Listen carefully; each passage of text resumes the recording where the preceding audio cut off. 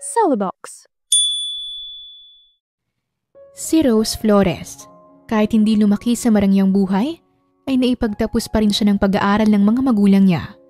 Kaya nagtatrabaho siya ngayon bilang room attendant sa Cloud9 Hotel. Subalit isang araw, pinatawag siya ng isang guest dahil may nawawala raw itong gamit sa loob ng room kung saan siyang naglinis. Ngunit laking gulat niya nang nalamang ex-husband niya pala ang guest, si Dominic Sandoval, ang CEO ng Cargo Craft Logistics Company. Nabuo nga ang pagmamahalan nila dahil sa isang masayang peryahan. Pero hiniwalayan nga ni Rose si Dominic nang malamang hindi niya ito mabibigyan ng anak dahil na-diagnose siya ng early menopause na may posibilidad na hindi na kailanman mabubuntis. Ngayong nagtagpo muli ang landas nila, makalipas ang 2 taon. Magkakaroon nga ba ng pangalawang pagkakataon para maibalik ang naputol nilang pagmamahalan?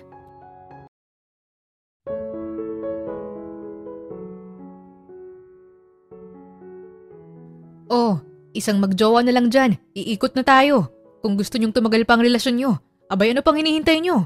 Sumakay na kayo sa Ferris wheel namin. Sigaw ng isang lalaking staff ng peryahan. Sandali lang po kuya. Hahanapin ko lang yung jowa ko. Bigla na lang kasing nawala sa tabi ko. Alam ko nandito lang siya kanina eh. Saad ni Rose sa staff. Si Rose Flores ay 26 na taong gulang. Graduate sa kursong Hospitality Management at kasalukuyang nagtatrabaho bilang room attendant ng Cloud9 Hotel. Nagsusumikap nga siyang magtrabaho dahil nais niyang makaipon ng pera para mabigyan niya ng sariling negosyo ang mga magulang niya. Pagdating naman sa pisikal na kaanyuan, ay kulay morena ang balat niya. Maikli ang kulay itim na buhok na hanggang balikat lamang. Bilog ang muka, may katabaan ng pisngi, katamtaman ng tangos ng ilong, hugis puso ang labi. Ang mga matay parang hindi mo mahanapan ng lungkot dahil sa pagiging masayahing tao nito. Sige miss, bilisan mo sa paghanap sa boyfriend mo para lumarga na tayo. Saad ng staff sa kanya. Gumiti si Rose at nagpanggap hanapin ang boyfriend niya pero ang totoo ay wala siyang kasintahan. Sinabi lang ngayon sa staff para makasakay siya ng Ferris wheel ng libre. Valentine's Day ngayon kaya maraming libreng rides sa perya para sa mga magjowa. Kaya kailangan niyang maghanap ng lalaking magpapanggap bilang boyfriend niya. Nang biglang may nahagip siyang isang lalaki mula sa di kalayuan. Mag-isa ito sa dulo kaya kagad niya itong nilapitan. Excuse me sir, may girlfriend ka ba o asawa? Walang paligoy-ligoy na tanong ni Rose sa lalaki kaya napalingon ito sa kanya. Nang nagkatinginan sila ay parang tumigil bigla ang mundo ni Rose. Hindi niya inaasahang mas gwapo palang lalaki kapag malapitan. Parang wala kang mahahanapang pangit sa parte ng mukha nito.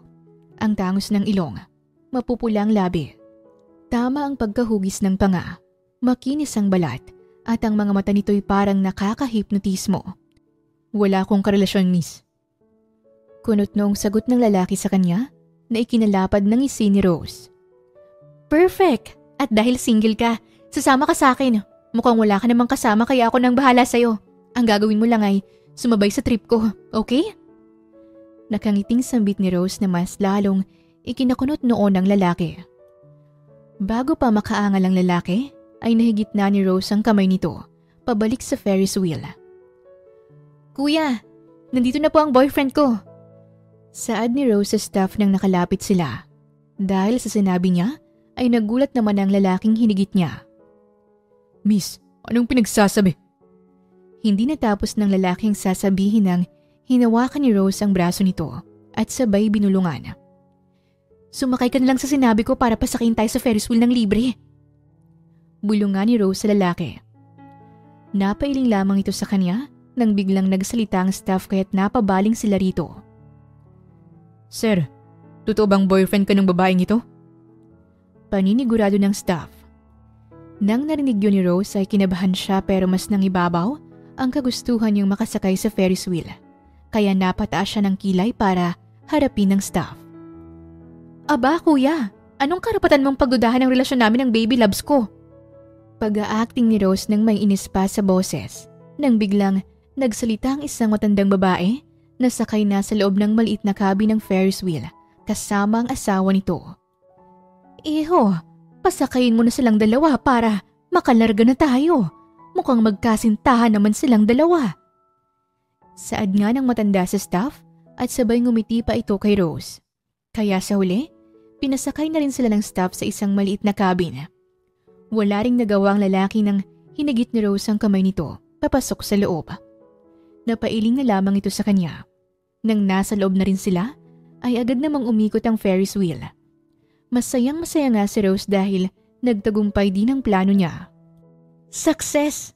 Akala ko hindi na ako makakasakay ng Ferris wheel ngayong gabi, pero nagawan din ng paraan. Nakangiting sinabi ni Rose habang nakatingin sa labas ng bintana ng cabin habang umiikot ang Ferris wheel. Pero napawi lamang ang ngiti niya nang nakitang seryoso ang mukha ng lalaking nasa harapan niya habang nakakrus pa ang magkabilang braso nito sa dibdib. Napakamot sa ulo si Rose. Pasensya na pala kung hinigit kita at sinabi ko pang boyfriend kita. Gusto ko lang talagang makasakay ng Ferris wheel ngayong gabi. Nahihiyang paghingi ng paumanhin ni Rose sa lalaki, pero bumalik naman agad ang ngiti niya. Ako nga pala si Rose. Ikaw, anong pangalan mo, mister? Huwag mo sabihin ikaw si Jack. Wow, Jack at Rose, bagay na bagay. Baka tayo talagang nakatadhana para sa isa't isa. Natatawang pagbibiro pa ni Rose. Dominic ang pangalan ko, miss. Hindi Jack ng Titanic. Seryosong sagot ni Dominic sa kanya. Si Dominic Sandoval ay 30 taong gulang. Mula sa mayamang angkan, ang CEO ng Cargo Craft Logistics Company. Kung may gusto siyang gawin araw-araw, ito ay ang pagmamanage ng negosyo. Mas gusto niya pang ibuhos ang oras sa pagtatrabaho, imbis na maghanap ng babaeng iibigin dahil para sa kanya, dagdag lamang sa problemang pagkakaroon ng kasintahan. Sadyang napadaan lang talaga siya sa perya at uuwi na sana nang biglang hinigit nga siya ni Rose. Miss, alam mo bang pauwi na sana ako ng bahay pero anong ginawa mo? Hinigit mo ako para makasakay sa napaka-boring na Ferris wheel na to. Eh di sorry na nga. Sambit ni Rose. Ano bang meron sa Ferris wheel na to? Napaka-boring. Sa dinami-raming rides na magaganda, ito pa talagang napili mong sakyan. Napapailing pang tanong ni Dominic sa kanya. Maaring tama ka. Napaka-boring sa iba pero para sa akin, isang napakahalagang bagay ang makasakay ako ng Ferris wheel ngayong gabi. Saad ni Rose. Marahang kinuha niya pa sa loob ng paper bag ang isang litrato ni Rini, ang babaeng kapatid niya, 7 taong gulang.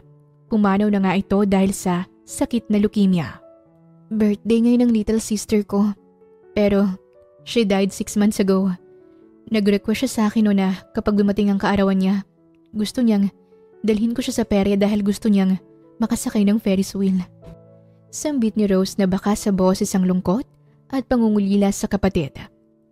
Hindi nga naiwasang mapaluha ni Rose habang sinisindihan ng kandila sa ibabaw ng maliit na cake na binili niya kanina sa bakery. Ako nang magsisindi sa kandila. Mahinahong sambit ni Dominic nang napansing nanginginig ang kamay niya. Ang kaninang masungit na Dominic ay nawala na lang bigla. Parang nakonsensya pa ito sa mga nasabi niya kanina kay Rose. Hindi niya inaasahang may malalim palang dahilan ang dalaga sa pagsakay ng Ferris wheel. I'm sorry sa mga nasabi ko kanina. Mahinahong sambit ni Dominic nang nasindihan na rin ang kandila. Ngumiti si Rose. Ayos lang. Nga pala, may dala ka bang panyo dyan? Pwede bang pakipunasan muna ang mga luha ko? Ayaw pa naman ng kapatid ko na umiiyak ako. Pasensya na. Hawak ko kasi ang cake. Baka kung ibaba ko siya bigla na lang mapundi ang apoy. Sambit ni Rose at ramdam nga niyang basa ang pisngi niya dahil sa mga luhang naglabasan. Yeah, meron ako. Wika ni Dominic at sabay kinuha ang panyo sa bulsa ng kulay itim na pants nito. Bahagyang lumapit pa siya sa harapan ni Rose para mapunasan ang basang pisngi. Nang pumikit pa ang dalagay doon siya nagkaroon ng chance para pagmasdan ang mukha nito. Pansin niya niyang pagka-angelic face nito. Ilang sandali lamang ay natapos na rin siya sa pagpupunas sa pisngi nito. Napatikim muna siya bago umayos sa pagkakaupo nang biglang nagsalita ulit si Rose. Teka sandali. Tutulo ng sipon ko. Ilalabas ko lang. Habol ni Rose. Nang narinig yun ni Dominic ay kunot noon naman siyang lumalapit ulit kay Rose at sabay inilagay ang hawak niyang panyo sa ilong nito para mailabas ang dapat ilabas. Nang naging maayos na rin ang pakiramdam ni Rose ay basang-basa nga ang panyo ni Dominic ng pinaghalong luha at sipon ng dalaga. Maraming salamat. Sambit ni Rose nang bumuti na rin ang pakiramdam niya. May kailangan ka pa ba? Tanong ni Dominic. Bumalik naman ang masayahing Rose kaya't ngumiti ito sa harapan ni Dominic. Mabuting lang nandito ka kaya ikaw nang kumuha ng video para sa akin para may remembrance ako sa karawan ng kapatid ko. Nakangiting sinabi ni Rose at sabay binigay niya ang cellphone kay Dominic. Ginawa pa nga niya itong videographer. Nang nasa harapan na rin niya ang camera habang hawak ni Dominic ang cellphone, ay nagsalita na rin siya. Happy birthday, Rini! Mahal na mahal ka ni ate, ni mama at papa at ni Riwi. Pasensya na kung hindi pa matupad ni Ate Rose ang isa mo pang wish na magkaroon ka ng pamangkin. Single pa rin ang maganda mong ate eh. Pero wag kang mag-alala, Rini. Kapag dumating na ang tamang oras, maghahanap na si ate ng mapapangasawa. Yung lalaking simple lang, hindi man mayaman pero mapagmahal at madiskarte para sabay kaming aangat sa buhay. Gabayan mo kaming lahat mula sa itaas, okay? Nakangiting sinabi ni Rose habang nakatitig sa kamera. Bigla na nga ring napundi ang apoy sa kandila nang umihip ang malakas na hangin. Napangiti si Rose at sabay napatingala sa kalangitan nang nasa itaas ang cabin nila. Thank you. Nakangiting sambit ni Rose nang kinuha ang cellphone mula kay Dominic. Dominic, taga-rito ka lang ba? Ano palang trabaho mo? Kuryosong tanong ni Rose. Medyo may kalayuan ang bahay ko mula rito. At isa nga pala akong delivery rider. Sagot ni Dominic sa dalaga. Hindi niya pa maintindihan kung bakit nagsinungaling siya sa trabaho niya. Naisip niya na baka kapag nalaman ng dalaga na isang CEO siya, ay baka maging iba biglang pakikitungo nito sa kanya. Talaga? Hindi halatang isang delivery rider ka. Dahil parang hindi naarawan sa sinag at init ng araw ang mukha mo. Manghang sinabi ni Rose. Gumagamit ako ng sunscreen. Palusot ni Dominic. Nang nagkaroon pa ng abirayang Ferris wheel, ay napahinto ang cabin nila sa pinakaitaas. Imbis na mabahala sila, ay nagkaroon pa sila ng pagkakataon para magkausap habang kinakain nila ang cake. Hindi pa nga nila inaasahan na gagaan ang pakiramdam nila sa isa't isa, na para bang matagal na silang magkakilala. Si Rose nga'y lumabas ang pagiging madaldal nito. Alam mo ba nung bata ako? Nagulat ang mga magulang ko nang hinalikan ko biglang isang palaka. Akala ko kasi magiging Prince Charming. Natatawang kwento ni Rose at ikinailing at tawa na lamang ni Dominic. O tapos, ano pa? Tanong pa nito. Hindi nga naiwasan ni Dominic maging interesado sa mga kwentong kabaliwan ng dalaga. Hanggang sa umandar na rin ang Ferris wheel at pagkalipas ng ilang minuto ay bumaba na rin sila. Maraming salamat, Dominic. Nang dahil sa'yo, na-celebrate ko rin ang birthday ng kapatid ko sa Ferris wheel. Mauna na ako sa'yo. Nakangiting sambit ni Rose. Kumaway pa siya kay Dominic bago umalis sa harapan nito. Subalit ilang hakbang pa lang ang nagagawa niya ay napatigil siya ng hawakan ni Dominic ang isang braso niya. Nagkatinginan pa sila.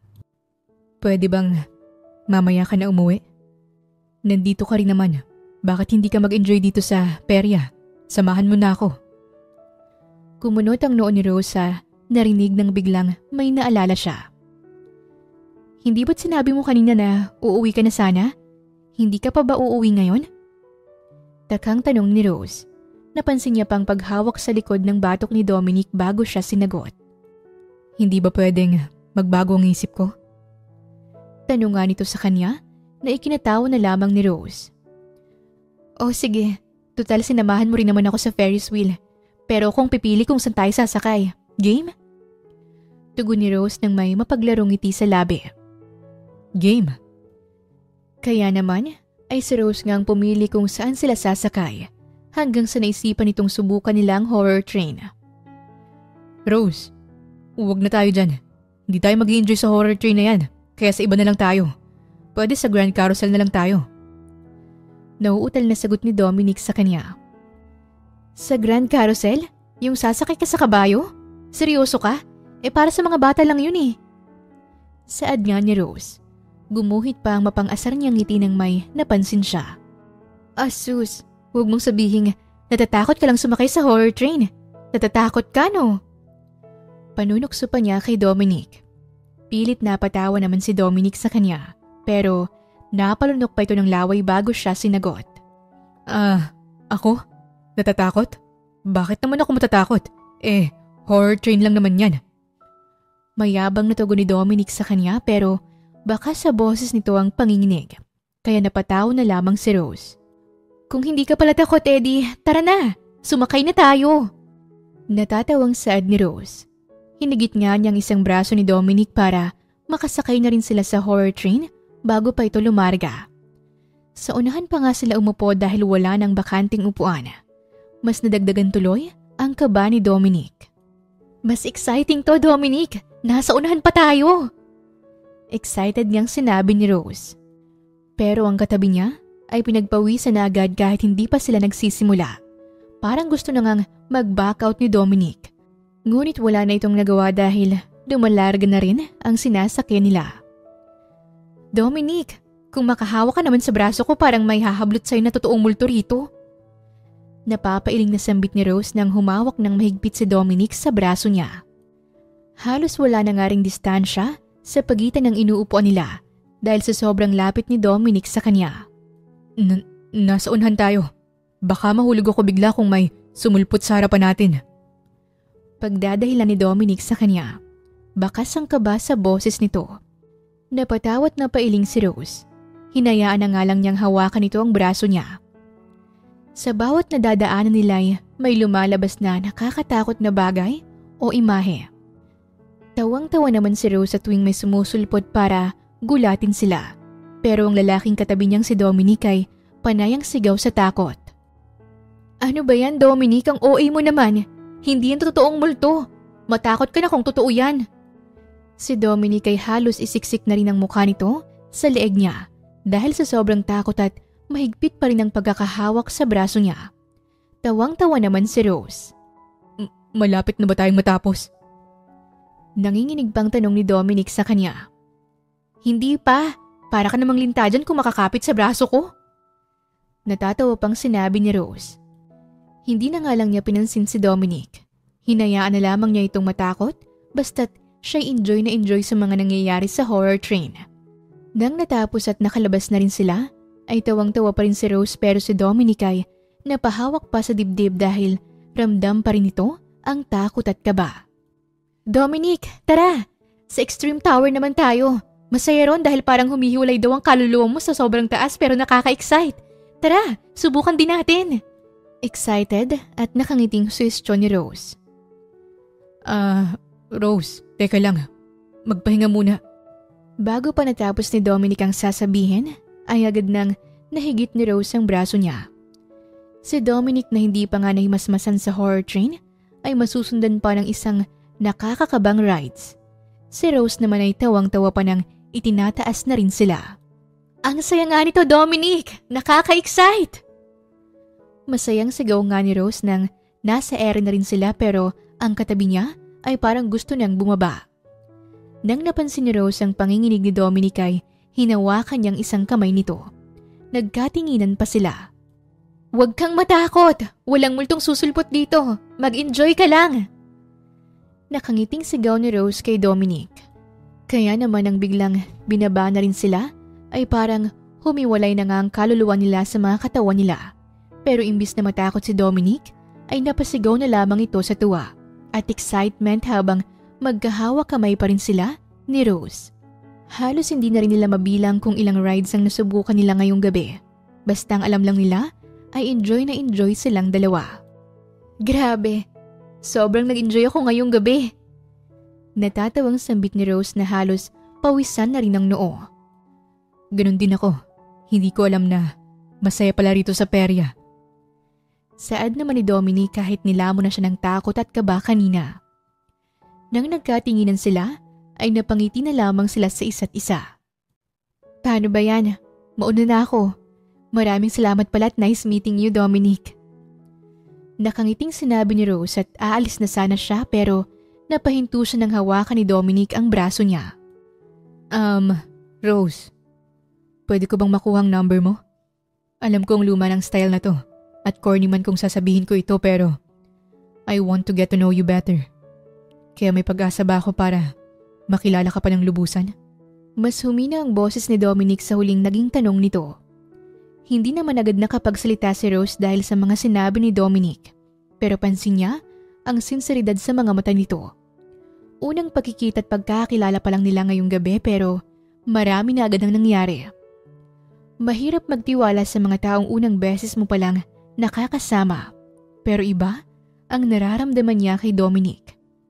Magaan agad ang pakiramdam niya rito at hindi niya may pagkakaila na may parte rin sa kanya na gusto rin niya itong makilala pa ng lubusan. Kaya naman, nasundan pa nga ng pangalawang beses ang pagkikita nila sa perya. Kailangan mo pa yatang mag-practice sa tamang pagbaril. Hindi ka pa nakakatama kahit isa eh. Natatawang baling ni Rose kay Dominic. May sira yata ang baril na ito. Bad trip na pagdadahilan ni Dominic. Pinagpapawisan na nga rin ito. Kasalukuyang nasa shooting gallery nga sila. Kung makakatama sila ng 10 maliliit na bilog, ay makakakuha sila ng isang stuffed toy. Tabi, ako naman. Ito ang tamang pagbaril, Dominic. Watch and learn. Saad ni Rose at sabay, kinindatan pa si Dominic na ikinatawa at iling na lamang nito. Pumesto nga sa gitna si Rose. Inayos muna ang tindig sa pagkakatayo at 2 kamay ang ginamit sa paghawak sa baril. Tinutok niya ang baril sa isang maliit na bilog at nang pinindot niya ang trigger ay walang kahirap-hirap na nahulog ito. Naging sunod-sunod ang pagtama ni Rose sa mga ito hanggang sa nabaril niya ang 10. Manghang-mangha nga si Dominic at hindi pa nito naiwasang pumalakpak. Pati ang may-ari ay napahanga kay Rose. First time itong nangyari rito na ang girlfriend ang nakakuha ng premyo. Puro kasi ang mga boyfriend ang nananalo. Ang galing mong bumaril, miss. Manghang sinabi ng may-ari kay Rose. Nagulat naman si Rose sa sinabi ng may-ari. Kaya magsasalita na sana siya para sabihing hindi niya boyfriend ang kasama niya pero naunahan na siya ni Dominic. Ang galing ang bumaril ng girlfriend ko. Baka pati puso ko, matamaan na rin niya. Nang narinig yun ni Rose ay kumunot ang noo niya pero sa huli ay napailing at napatawa na lamang siya. Ngunit hindi niya may pagkakaila na kinilig siya sa simpleng banat ni Dominic. Sa sumunod na araw ay nagkita ulit sila sa perya. Sumali pa nga sila sa pagtataya sa color game. Dominic, sa green tayo. Akin yung 50 pesos mo. 50 din sa akin, para 100 lahat. Baka lang mag-triple yung color green, edi may 300 tayo. May pang barbecue na rin tayo. Nakangiting baling ni Rose kay Dominic na ikinailing at tawa lamang nito bago ibinigay ang 50 pesos sa kanya. Nang nahulog na rin ang 3 dice na may iba't ibang kulay, ay nagulat lamang silang dalawa nang nakitang triple green nga ang lumabas. Dahil sa sobrang saya nila, ay hindi pa nga nila naiwasang magyakapan. Hindi pa nila alintana na pinagtitinginan na sila ng mga tao. OMG! Nanalo tayo, Dominic! May 300 pesos na rin tayo! Masayang sigaw nga ni Rose na parang nanalo pa ng loto. Napatawa si Dominic. Nanalo siguro tayo dahil ako ang kasama mo. Panunokso pa ni Dominic na ikinatawa na lamang ni Rose. Napabaling lamang sila sa may-ari ng color game nang nagsalita ito. Aba ma'am sir, ang swerte nyo. Unang taya nyo pa lang ay nanalo na kayo at triple color agad. Ito na po yung panalo nyong 300 pesos. Pandagdag na rin sa date nyo. Nakangiting sinabi ng may-ari sa kanila. Masayang tinanggap nila ang 300 pesos at may pandagdag date na nga rin sila ngayong gabi. Nasundan pa nga ng maraming beses ang pagkikita nila sa perya hanggang sa lumilevel up ang getting to know each other nila dahil halos sinusundo siya ni Dominic mula sa trabaho gamit ang motor nito para kumain sila sa labas sa isang mumurahing restaurant o minsan sa isang barbecuehan malapit lang sa perya. Sa loob ng 3 buwang pagsasama nila na puno ng masasayang bonding moments ay dito na nga nila nakilala ng lubusan ng bawat isa hanggang sa hindi nila namalayang nahuhulog na palang loob nila sa isa't isa. Rose, alam kong 3 buwan pa lang tayong magkakilala. Pero hindi ko maintindihan kung bakit naramdaman ko agad to sa'yo. Gusto kita. Siguro wala ngang pinipiling oras at panahon kung kailan tayo iibig. Kaya bago tayo bumaba sa Ferris wheel na to, gusto ko munang itanong to sa'yo. Will you be my girlfriend? Huminahon pa ang boses ni Dominic sa huling naging tanong nito. Nang narinig yun ni Rose ay hindi niya naiwasang maging emosyonal. Marahil ay mabilis nga ang pangyayari pero sino ba naman siya para salungutan ang nararamdaman niya para kay Dominic. Sa loob ng 3 buwan nilang pagsasama ay nakita niya kay Dominic ang pagiging simpleng tao nito. Pagiging mabait at sweet nito sa kanya kaya nahulog din ang loob niya rito. Masaya akong nakilala kita, Dominic. Dumating ka nga sa buhay ko para punan ng pagmamahal ang puso ko. Kaya oo, sinasagot kita. Nakangiti at puno ng emosyong sinabi ni Rose nang nakahawak pa sa magkabilang pisngi ni Dominic. Dahil sa sinabi niya, ay abot langit ang naging ngiti ni Dominic. Agad namang inilapit nito ang mukha sa kanya para mahalikan siya sa labi na puno ng pananabik at pagmamahal. Hanggang sa hindi nila namalayang natapos na pala ang paglilibot ng Ferris wheel. Kaya naputo lamang ang halikan nila ng magsalita ang isang staff. Ma'am, sir, tapos na po ang paglibot ng Ferris wheel. Kaya ituloy na lang po ninyo yung halikan nyo sa ibang lugar. Saad nito sa kanila. Bahagyang natawa na nga lamang si Rose at Dominic bago lumabas na rin sa maliit na cabin na magkahawak kamay pa na kung saan nahanap na rin nila ang tunay at tapat na pag-ibig sa isa't isa. Sa loob ng 1 taon nilang magkasintahan na puno ng saya at pagmamahalan, ay umabot na rin sa engagement ang pagsasama nila. Hanggang sa dumating na rin ang araw ng kasal nila, ay hindi pa inaasahan ni Rose ang bubungad sa kanya. Teka lang, Tay. Bakit hindi po ito ang venue ng kasal namin? Civil wedding lang ang kasal namin ni Dominic kaya dapat nasa munisipyo po tayo ngayon. Pagdatakang baling ni Rose sa ama nito. Pansin nga niyang isang ingranding beach wedding team ang nasa harapan niya ngayon. Masasabi mo talagang pinaghandaan ang kasal na ito dahil bonggang preparasyon, parang milyones ang ginastos nito. Hindi ka nagkakamali, anak. Ito ang venue ng kasal niyo ng magiging asawa mo. Nakangiting tugon ng ama sa kanya. Bumilog naman ang bibig ni Rose dahil sa hindi inaasahang sagot ng tatay niya. Sa una, hindi pa siya naniniwala.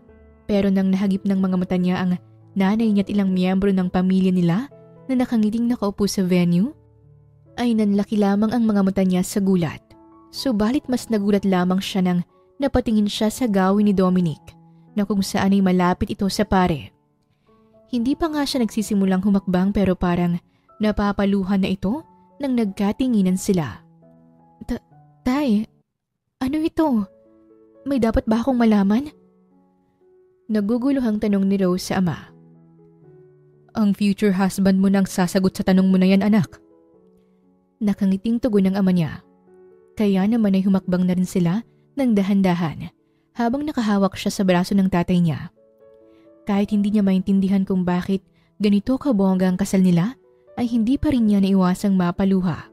Hanggang sa nasa harapan na rin niya si Dominic na mukhang napapaluha na rin nang nakangiti sa kanya.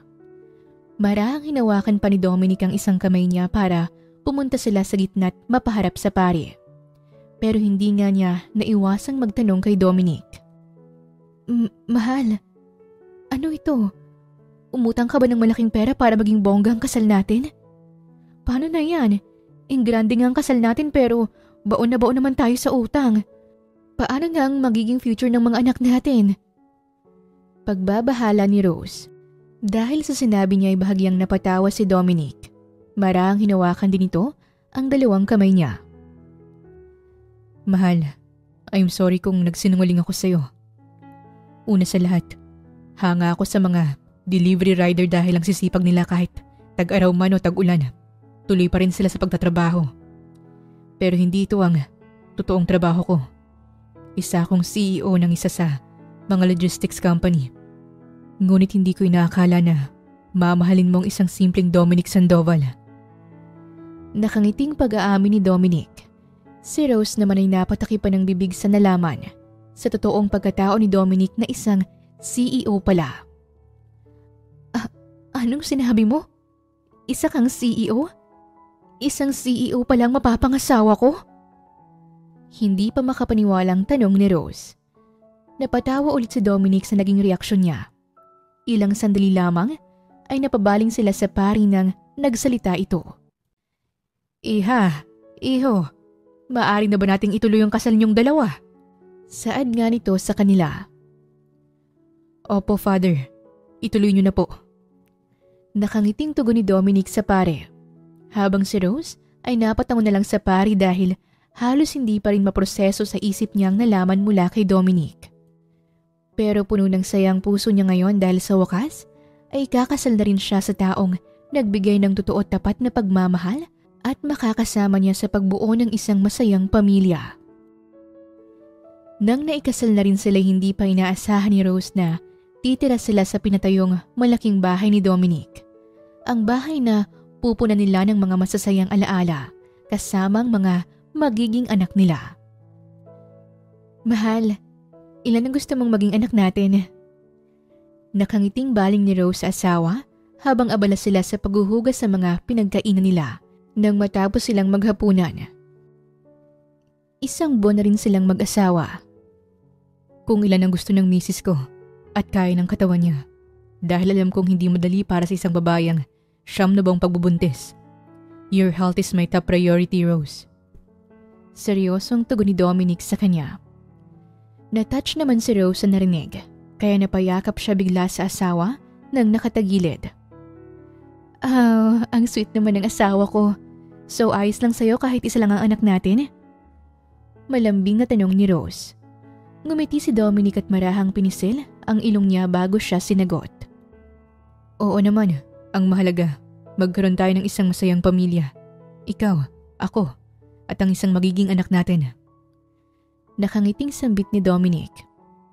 Magsasalita na sana si Rose pero nagulat siya nang biglang binuhat siya ni Dominic gamit ang magkabilang braso nito. Mahal, bakit mo ako binuhat? Hindi pa tayo tapos sa paghuhugas. Pagtataka ni Rose na ikinangiti lamang ni Dominic. Mahal, kailangan na natin ng isang miyembro sa pamilyang ito para mas madagdagan ang saya ng tahanan na ito. Hindi na rin ako makapaghintay na may sasalubong at tatawag sa atin ng mommy at daddy. Sa tuwing uuwi tayo ng bahay galing trabaho.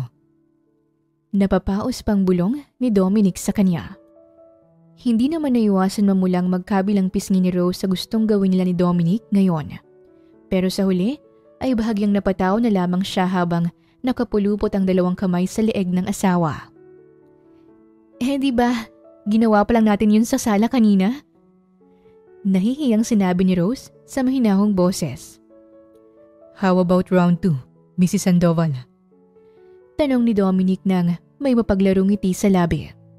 Bahagyang napatawa na lamang si Rose bago nagsalita.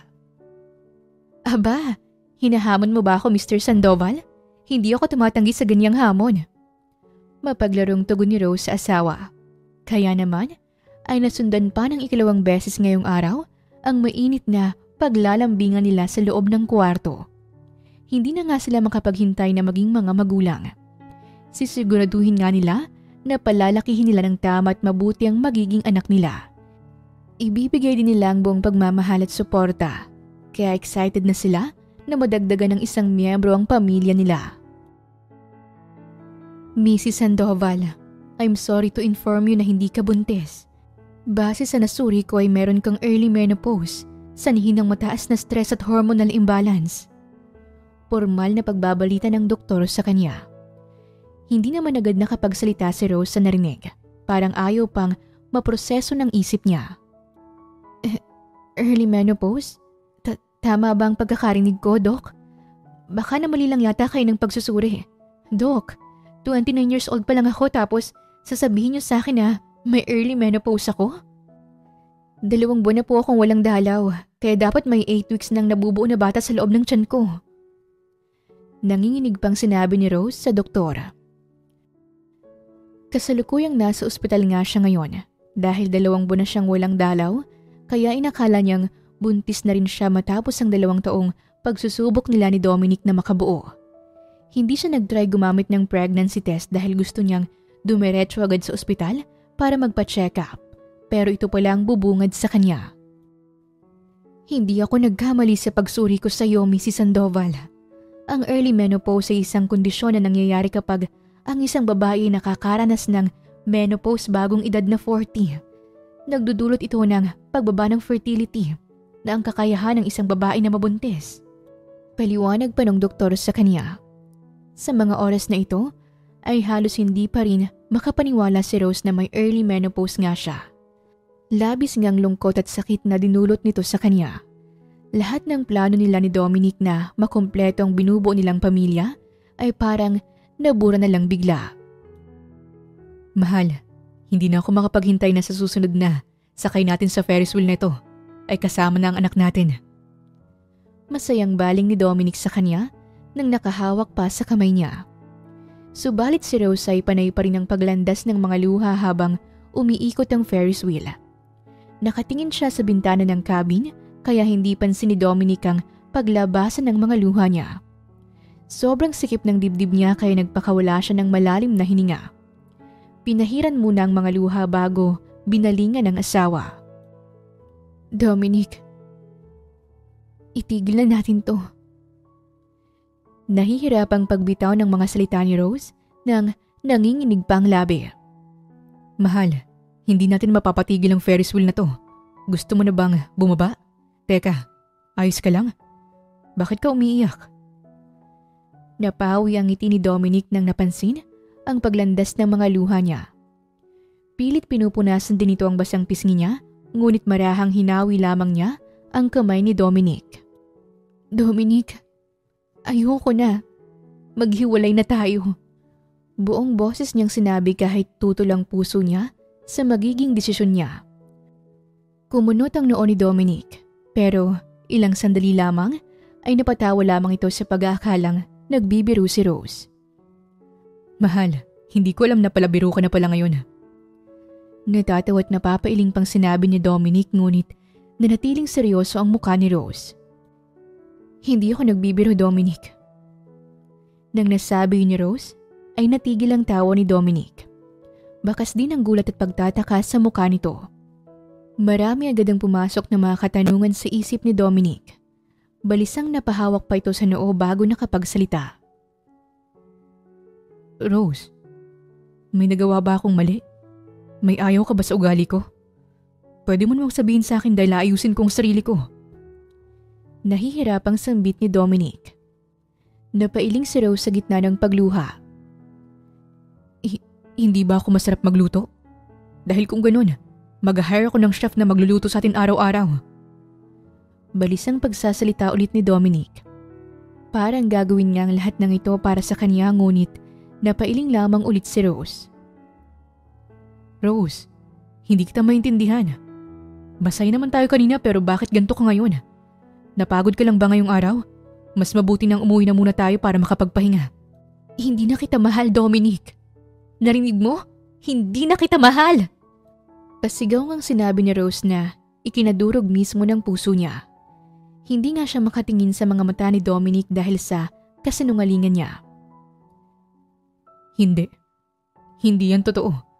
Kung hindi mo na ako mahal, bakit umiiyak ka ngayon sa harapan ko? Dahil pagod na akong mahalin ka. Ayoko nang ipilit ang sarili ko sa taong hindi ko na mahal. Nang binitawan ni Rose ang mga katagang yon, ay natahimik si Dominic. Bumalot nga ang katahimikan sa pagitan nila hanggang sa tumigil na rin sa pag-ikot ang Ferris wheel. I'm sorry kung napapagod ka na palang mahalin ako. Pero yun na ba talaga ang gusto mo, Rose? Nahihirapang tanong ni Dominic sa kanya na parang may nakabara pa sa lalamunan dahil sa panginginig ng boses nito. Pansin din niya ang pamumula ng mga mata nito. I'm sorry, Dominic. Nang nasabi ni Rose, ay kasabay ng pag-iwan niya ng singsing sa tabi nito bago iniwan mag-isa sa loob ng cabin si Dominic na durog ang puso. Nang makalayo na rin si Rose ay tuluyan na ngang bumuhos ang mga luha niya. Napataki pa siya ng bibig para hindi lumakas ang mga hagulhol niya nang biglang bumuhos pang malakas na ulan. Dominic, deserve mo ang isang babaeng kayang magbigay ng kumpletong pamilya sa'yo. At hindi ako yun. Gusto kong maging masaya ka kasama ang mga anak mo. Sana'y mahanap mo yun sa ibang babae dahil hangad ko lamang na maging masaya ka. Sambit nga ng isip ni Rose habang walang tigil pa rin ang paglabasan ng mga luha niya. Dahil nga sa kalagayan niya na halos wala ng pag-asang mabubuntis siya, ay napagpasyahan niyang hiwalay na lamang si Dominic sa pag-aakalang hindi na ito sasaya sa marriage life nila dahil hindi niya ito mabibigyan ng anak. Ang pagmamahala nilang nagsimula sa perya ay magtatapos din pala sa perya. Rose, tumigil ka nga sa pag-iyak para kang bata dyan. Happy ending yung movie kaya bakit ka umiiyak? Ang OA mo naman. Natatawang baling ng kaibigan niya sa kanya. Kaya nga ako naiiyak dahil happy ending. Sambit ni Rose sa gitna ng paglabasan ng mga luha niya. Ang ganda ng ending. Masayang pamilya na rin sila. Dagdag pa ni Rose habang nakatingin sa malaking screen kung saan ang dalawang bidang mag-asawa ay kasamang isang anak nila na masayang sakay sa Ferris wheel. Ang happy ending na hindi nangyari sa kanya. Naalala mo na naman ba siya? Mahinahong tanong ni Jenna sa kanya nang marahang hinahagod pa nito ang likod niya. Si Jenna Dizon ay ang kaibigan at katrabaho niya. Maasahan niya sa lahat ng bagay at sandalan niya palagi sa tuwing may problema siya. Kasalukuyang nasa sinihan nga sila. Nanunood ng isang romance movie. Day off nila sa trabaho ngayon kaya naisipan nilang mag-bonding sa mall para magsine. Jenna, walong oras na hindi ko siya naaalala. Sambit ni Rose nang pinupunasan ng mga luha. Hindi ko man alam ang buong detalye ng paghihiwalay niyo ni Dominic pero paano kung isang araw magkita ulit kayo? May pag-asa pa bang magkabalikan kayo? Bahagyang napailing si Rose. 2 taon ang lumipas, Jenna. Umalis siya ng Canada nang naghiwalay kami kaya panigurado. May sariling pamilya na siya ngayon, kasamang asawa at mga anak niya. Masaya ako para sa kanya. Masaya ka para sa kanya, pero ikaw heto, nasasaktan pa rin dahil mahal mo pa rin talaga siya hanggang ngayon. Napapailing na sambit ni Jenna sa kanya. Natahimik si Rose. Marahil ay mahal niya pa talaga si Dominic hanggang ngayon, pero hindi siya pwedeng magalit o magreklamo kung bakit nasasaktan pa rin siya sa paghihiwalay nila dahil siya naman ang may dahilan at may gusto sa paghihiwalay nila. Siguro nga ito ang karma sa naging desisyon niya. Anak, pumunta rito sa bahay kanina si Julio. Umiiyak. Binasted mo raw siya. Baling ng nanay niyang si Belinda nang nasa hapagkainan sila para maghapunan.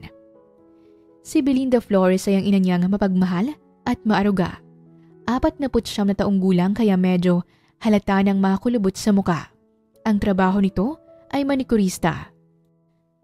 Nay, hindi ko po siya gusto kaya binasted ko na agad bago pa siya manligaw para hindi na rin siya umasa pa sa akin. Sagot na lamang ni Rose sa ina. Anak, iha. Napapansin namin ng inayin mo na lahat ng nagkakagusto sa'yo binabasted mo na agad. Wala ka bang planong mag-asawa ulit? Saad naman ang itay niyang si Edgar. Magsasalita na sana si Rose pero naunahan na agad siya ng kapatid niya. Nay, tay, hayaan niyo na po si ate. Baka gusto na lamang niyang tumandang dalaga. Di ba ate, tama po ako? Nakangiting baling ni Riwi sa kanya. Si Riwi Flores ay ang kambal ng kapatid niyang pumanaw na si Rini. 12 taong gulang na rin ito. Grade 7 sa susunod na pasukan. O baka ate mahal mo pa rin si Kuya Dominic kaya hanggang ngayon ay hindi ka pa rin nagpapaligo sa iba. Panunuksong tanong pa nito sa kanya. Bahagyang nagulat naman si Rose sa naging tanong ng kapatid. Pati ang mga magulang nila ay nagulat din. Halos mabilaukan pa nga siya. Alam mo, Riwi, gutom lang yan. Mas mabuti nang kainin mo na itong pakpak ng manok mo bago pa ito lumipad. Saad ni Rose at sabay sinubo sa bibig ng kapatid niyang pakpak ng manok. Napatawat na pailing na lamang ang mga magulang nila bago pinagpatuloy ang pagkain. Kinabukasan pumasok ng maaga si Rose sa Cloud9 Hotel kung saan nagtatrabaho siya bilang room attendant. Konti lang ang nag-checkout ngayong araw kaya halos makeup room lang ang gagawin niya. Naka-assign pala siya sa 7th floor. Halos kabisado na rin ni Rose ang gagawin dahil ilang taon na rin siyang room attendant. Kaya mabilis nga siyang natapos ngayong araw. Bandang alas 5 ng hapon ay dumating na rin si Jenna, ang papalit sa kanya dahil pang night shift ito. Uuwi ka na ba agad sa inyo o pupunta ka muna sa bahay ampunan? Baling ni Jenna sa kanya nang nasa lucky room sila. Uuwi na lang muna ako sa bahay. Gumagabi na rin kaya sa susunod na araw na lang ako pupunta ron para bisitahin ang mga bata. Tugon ni Rose sa kaibigan nang nakapagpalit na rin siya ng damit. Kasalukuyang nasa loob na ng taxi si Rose para umuwi na rin sa bahay nila nang biglang tumunog ang cellphone niya kaya kinuha niya ito sa loob ng bag at sinagot agad. Magsasalita na sana siya pero agad siyang naunahan sa kabilang linya. Rose, kailangan mong bumalik sa hotel ngayon. May isang guest ang nagrereklamo sa'yo dahil may nawawalang gamit daw sa loob ng room nito. Bumalik ka na rito bago pa raw sumabog sa galit ang guest, sabi ng manager natin. Sigaw nga ni Jenna sa kabilang linya. Bago pa siya makapagsalita ay agad na nitong pinatay ang tawag. Napakunot noon naman si Rose at hindi nga niya inaasahan na may mangyayaring ganito ngayon. Sa ilang taon niyang pagtatrabaho bilang room attendant ay ngayon lang may nagreklamong guest sa kanya. Ma'am, ano pong narireklamo ng guest? Wala po akong ninakaw na gold o anong gamit. Kinakabahan pang sinabi ni Rose sa housekeeping manager nang nakabalik siya sa hotel. Nawawala raw ang kapareha ng medyas ng lalaking guest. Napapailing na saad ng manager nilang nasa late 40s ang edad. Istriktang tingnan pero mabait naman ito sa kanila. Nang narinig yun ni Rose ay namilog ang bibig niya. Hindi niya alam kung may inis ba siya o kakalma na lang dahil ang kaparehang medyas lang pala ang nawawala dito. Todo pa ang kaba ko kanina nang pabalik sa hotel at naging doble pang pamasahe ko. Tapos kaparehang medyas lang palang nawawala. Hindi niya ba pwedeng hanapin na lang? Anong gamit ng mga kamay at mga mata niya? Hanip siya. Sinong lalaking guest ba to?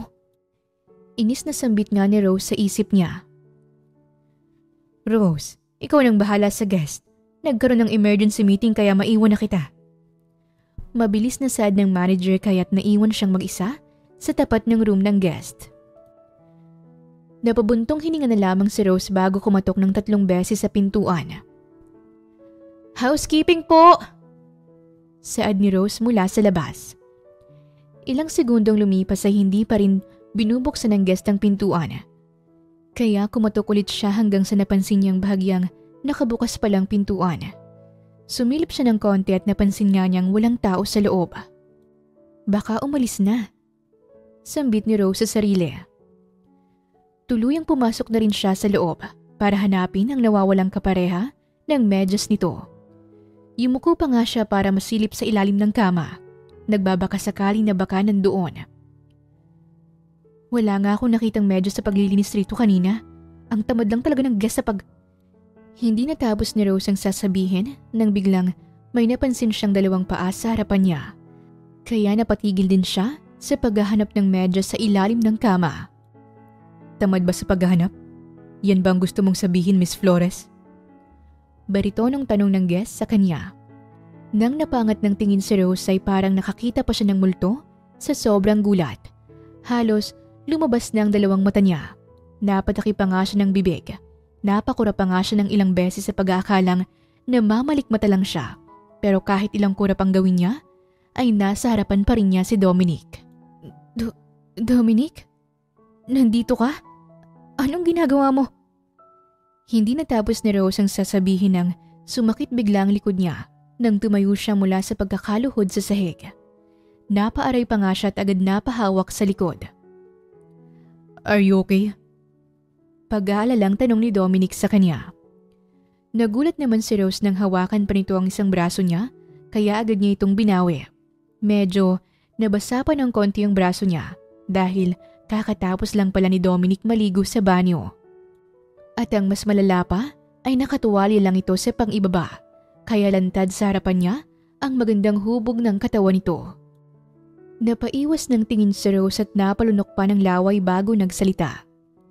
Mr. Sandoval, sa tingin ko kaya mo naman magsapatos kahit walang medyas kaya aalis na po ako. Formal na sad ni Rose nang hindi nakatingin sa mga mata ni Dominic.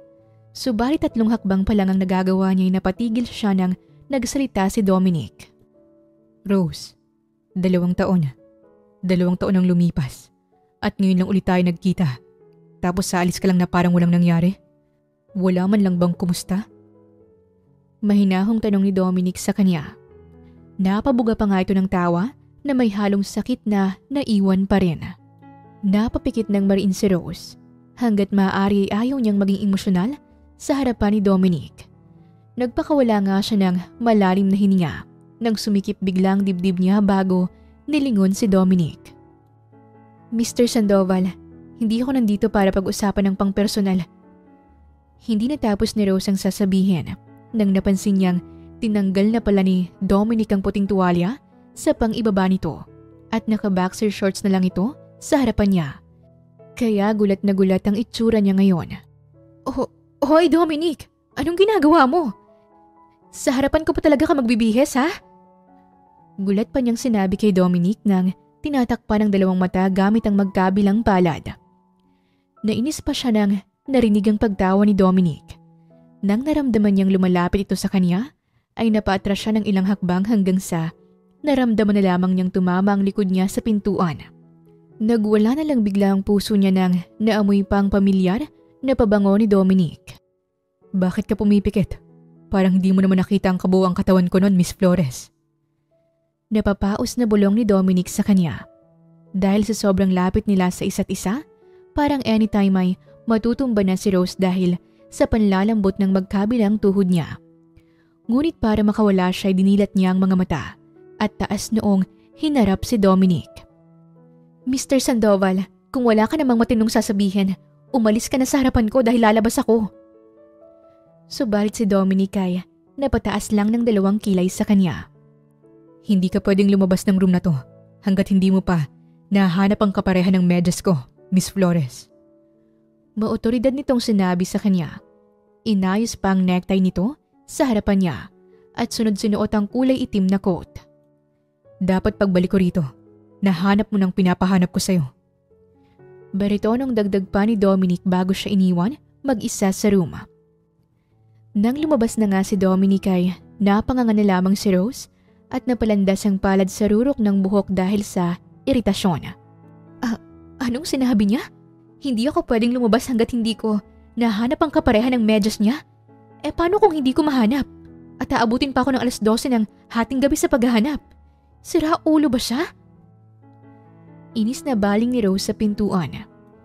Imbis na magpapahinga na sana siya ngayon sa bahay nila dahil napagod siya buong araw sa pagtatrabaho pero heto siya. Naghahanap ng kaparehang medyas ni Dominic sa loob ng room nito.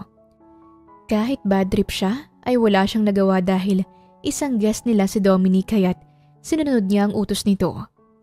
Halos 1 oras na rin siya sa paghahanap pero hindi pa rin niya ito nahanap. Mag-7 na nga rin ng gabi. Nasaan bang buwisit niyang medyas na yan nang makauwi na ako ng bahay? Nagwawala na rin ang mga bulate ko sa tiyan. Gutom na ako. Nakapamewang na usal ni Rose. Halos pawis na rin siya kahit malamig naman sa loob ng room. Subalit ilang sandali lamang ay naagaw ang pansin niya sa malaking orasan na nakasabit sa dingding.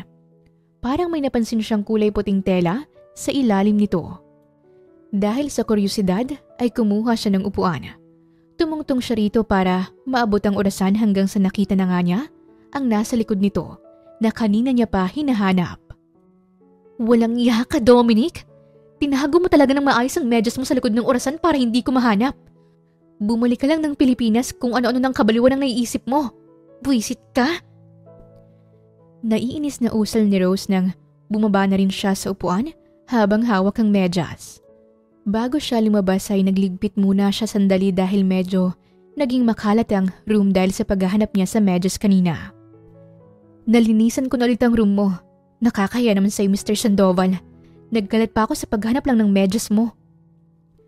Pag-iirap pa ni Rose sa medyas ni Dominic na nasa ibabaw ng kama ngayon. Palabas na sana si Rose ng room nang biglang bumukas ang pintuan. Bumungad nga sa kanyang isang babaeng ubod ng ganda at malamodelo ang katawan. Mukhang nasa mayamang angka nito dahil sa mamahaling suot. Kung kikilatisin, ay parang hindi nagkakalayo ang edad nila.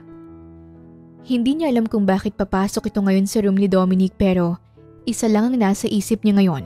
Baka ito na ang bagong nobya o asawa ni Dominic. Ngumiti siya sa harapan ng babae kahit may konting kirot sa puso niya. Good evening, ma'am. Natapos ko na po ulit linisin ang room at nahanap ko na rin ang kaparehang medyas ni Mr. Sandoval. Nilagay ko po sa ibabaw ng kama. Nakangiting sad ni Rose at lalabas na sana ng room nang biglang napatigil siya nang nagsalita ang babae. You look familiar. Rose, right? Ang ex-wife ni Dominic Sandoval? Kunot noong tanong nito sa kanya, kaya napalingon siya rito. Ayaw sanang pag-usapan ni Rose ang mga ganitong bagay kapag nasa trabaho siya, pero hindi naman niya gustong magsinungaling, kaya sinagot na lamang niya ito ng tama. Yes, ma'am. Ako po. Formal na sagot ni Rose subalit napataas ng kilay ang babae sa kanya at napakrus pa ang dalawang braso nito sa dibdib. Kung ganon, bakit ikaw ang naglinis ng room niya? Naglinis ka lang ba dahil yun ang trabaho mo? O naglinis ka dahil nagbabakasakali kang makita at makausap siya?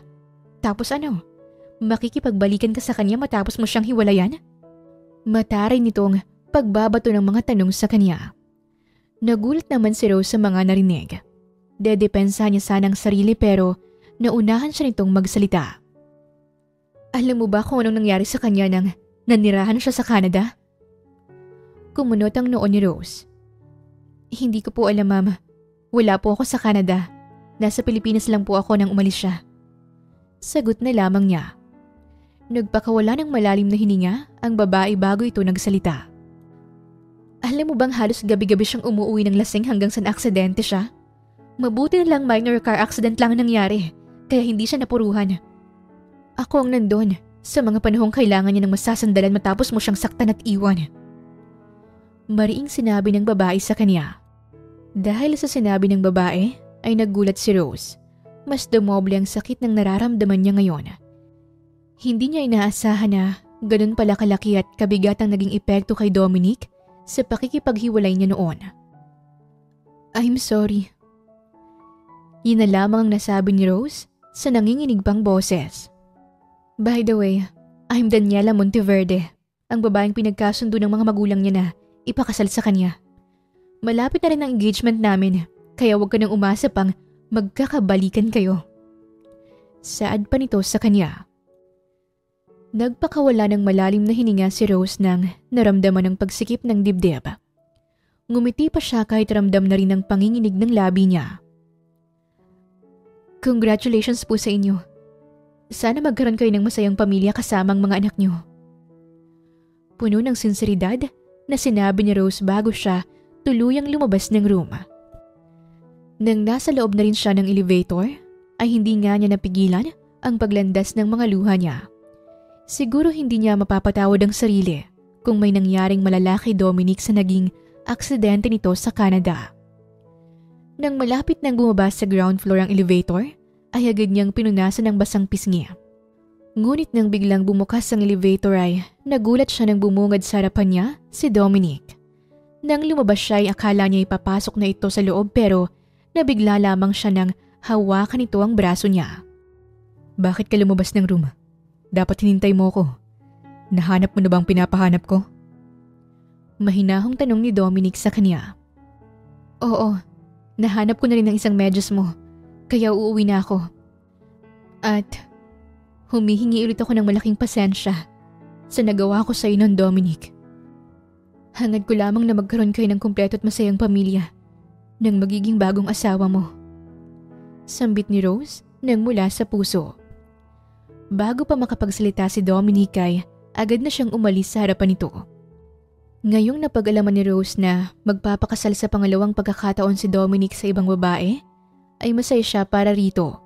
Pero sinungaling siya kung hindi niya aaminin na may kirot pa rin siyang nararamdaman. Dahil hanggang ngayon, si Dominic pa rin ang nilalaman ng puso niya. Ate Rose, wag na po kayong malungkot. Sambit ni Imogen sa kanya nang nakita siyang tulala sa kawalan. Naibalik naman sa tamang wisyo si Rose nang narinig ang sinabi ng bata. Ano sa tingin mo ang dapat gawin ni Ate Rose para hindi na siya malungkot? Baling ni Rose sa bata. Eddie, ngumiti po kayo.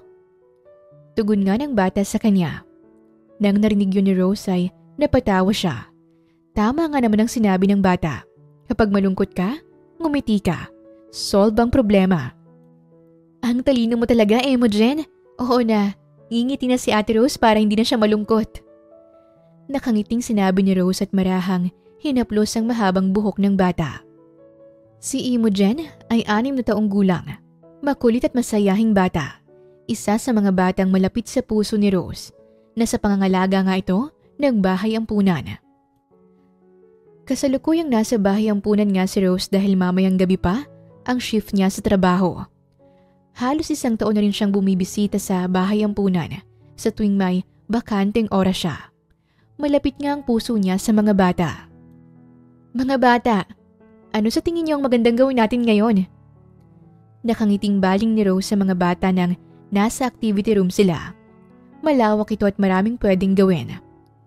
Maglaro po tayo ng tagu-taguan, Ate Rose. Pero may gusto pong sumali sa laro natin. Nakangiting sinabi ni Imogen sa kanya. Kumunot ang noo ni Rose. Ha? May gustong sumali? Sino? Natatawang tanong pa ni Rose sa bata. Subalit ilang sandali lamang ay napabaling si Rose sa kaliwang banda nang nakarinig siya ng pamilyar na boses. Ako, gusto kong sumali. Nakangiting sad ni Dominic at sabay kumaway pa sa mga bata. Dominic? Anong ginagawa mo rito? Gulat na tanong ni Rose pero napabaling siya kay Sister Amelia nang nagsalita ito. Rose, mabuti at kilala mo na pala siya. Pero kaya nandito si Mr. Sandoval ay dahil gusto niyang bisitahin ang mga bata. Si Mr. Sandoval din ay isa sa mga nagbibigay ng donasyon dito sa bahay ampunan ng ilang buwan na rin. Nakangiting sinabi ni Sister Amelia sa kanya, isang madre na nag-aalaga sa mga bata. Nasa late 30s pa lang ang edad nito. Kuya Dominic, maraming salamat po sa mga binibigay niyong mga damit sa amin. Lahat po magaganda. Nakangiting sambit ni Imogen kay Dominic. Ang ilang mga bata rin ay nagpapasalamat kay Dominic. O siya, hayaan ko na kayo rito para makapaglaro kayo. Ihahanda ko lang ang mga pagkaing dinala ni Mr. Sandoval para pang merienda niyo. Saad ng madre sa kanila bago sila iwan ito sa activity room. Sumaya naman ang mukha ng mga bata sa narinig na merienda. Tara, maglaro na po tayo ng tagu-taguan. At syempre si Kuya Dominic na po ang taya. Pero mas maganda kung magsuot din po siya ng costume. Nakangiting suggestion pa ni Imogen. Napatawa si Dominic sa narinig. Sige, ako nang taya. At anong costume palang susuotin ko? Baling ni Dominic sa bata. Yung costume po ni Mojo Jojo, Kuya Dominic, ang kalaban nila Blossom Bubbles at Buttercup sa Powerpuff Girls. Masayang sinabi nga ni Imogen kay Dominic. Ha? Bakit costume ni Mojo Jojo ang gusto niyong suot ko? Kuryosong tanong ni Dominic. Mukhang unggoy naman po kayo kaya bagay po sa inyo ang costume ni Mojo Jojo. Nakangiting sagot ni Imogen. Nagpalakpakan naman ang ilang mga bata at excited na nga rin ng mga ito na isuot ni Dominic ang costume. Sa tingin ko po Kuya Dominic mas lalang pupogi po kayo kaya isuot niyo na po ang costume ni Mojo Jojo. Nakangiting sambit pa ng batang lalaki kay Dominic. Si Rose naman ay hindi na nga naiwasang mapatawa sa pinagagagawa ng mga bata kay Dominic. Subalit nang napansin niyang nakatitig si Dominic sa kanya, ay natigil ang tawa niya. Napaiwas nga agad siya ng tingin. O sige, susutin ko ng costume na yan. Makita ko lang kayong masaya lahat. Mukhang masaya nga rin ang Ate Rose niyo. Saad ni Dominic nang hindi binibitawan ang titig sa kanya. Nagpalakpakan naman ng mga bata. Sinuot na nga rin ni Dominic ang costume ni Mojo Jojo Kulay asul na dress, kapa sa likod na kulay lila, puting belt, malaking sombrero sa ulo at may suot din siyang maskara sa mukha na kulay berde. Ganap na nga siya na isang Mojo Jojo, ang kontrabida sa Powerpuff Girls. Nagsimula na rin sila sa paglalaro. Sa unang paglalaro nila ng tagu-taguan ay unang taya si Dominic. Tuwang-tuwa nga silang lahat sa paglalaro hanggang sa naging taya naman si Imogen. Pagbilang ko ng 10, dapat nakatago na kayo. 1, 2, 3. Pagbibilang nga ni Imogen habang nakaharap sa pader nang nakapikit pa ang dalawang mata. Ang ilang mga bata ay lumbas pa sa activity room para magtago sa ibang parte, pero si Rose ay magtatago na sana sa ilalim ng mesa nang biglang hinatak ni Dominic ang isang kamay niya kaya nagulat siya. Hoy Dominic, bitawan mo nga ang kamay ko. Sa ilalim na ng mesa ako magtatago. Pigil ni Rose nang hinahatak pa rin ni Dominic ang kamay niya. Nakalabas na nga rin sila sa activity room. Mabilis kang mahanap kung sa ilalim ng mesa ka lang magtatago. Napapailing na baling ni Dominic sa kanya hanggang sa pumasok pa sila sa loob ng clinic room. Nang nakakita si Dominic ng isang cabinet na may kalakihan, ay hinatak pa siya nito para magtago sila roon. Dominic, hindi tayo magkakasya sa loob ng cabinet. Hindi natapos ni Rose ang sasabihin nang tuluyang hinatak siya ni Dominic. Napansin nga ni Dominic na papasok sa loob ng clinic si Imogen kaya agad hinatak niya si Rose para magtago sa loob ng cabinet. Ate Rose? Kuya Dominic? Lumabas ba sila rito? Nakita ko silang pumasok dito eh. Napapakamot sa ulong sambit ni Imogen bago tuluyang lumabas ng klinik at sabay sinarado ang pintuan. Nang silang dalawa na lang ang naiwan sa klinik, ay ngayon lang napansin ni Rose ang posisyon nila ni Dominic sa loob ng cabinet. Parang nakayakap nga ito sa kanya dahil sa sobrang dikit ng katawan nila sa isa't isa. Halos nararamdaman na rin niya ang bawat paghinga ni Dominic mula sa likod ng batok niya. Nang nagkatinginan pa sila, ay nagwala na lang bigla ang puso niya. Tinanggal pala nito kanina ang suot na maskara, kaya lantad sa harapan niya ngayon ang gwapo nitong muka. Lalabas na ako. Nauutal pang sambit ni Rose at mabilis lumabas sa cabinet. Nang tuluyang nakalabas siya ay doon lang siya nakahinga ng maluwag, parang mawawalan nga siya ng hininga kanina dahil sa sobrang dikit nila ni Dominic. Napansin niyang lumabas na rin si Dominic sa cabinet. Lumapit naman siya sa pintuan para makalabas na rin sila nang may napansin siya. Napasapo na lamang siya sa noo nang may naalala. Nalock tayo, Dominic. Sira pala ang doorknob nito. Hindi ko pa naman dala ang cellphone ko kaya tawagin mo na lang si Sister Amelia para tulungan tayo. Saad ni Rose kay Dominic nang lumingon siya sa likod. Akala niya, tatawagin na ni Dominic ang madre para makalabas na rin sila. Pero nagulat lamang siya nang pinatay nito ang cellphone. Dominic, gusto mo ba dito tayo magpalipas ng gabi sa loob ng klinik na to? Baka hindi mo alam may trabaho pa ako.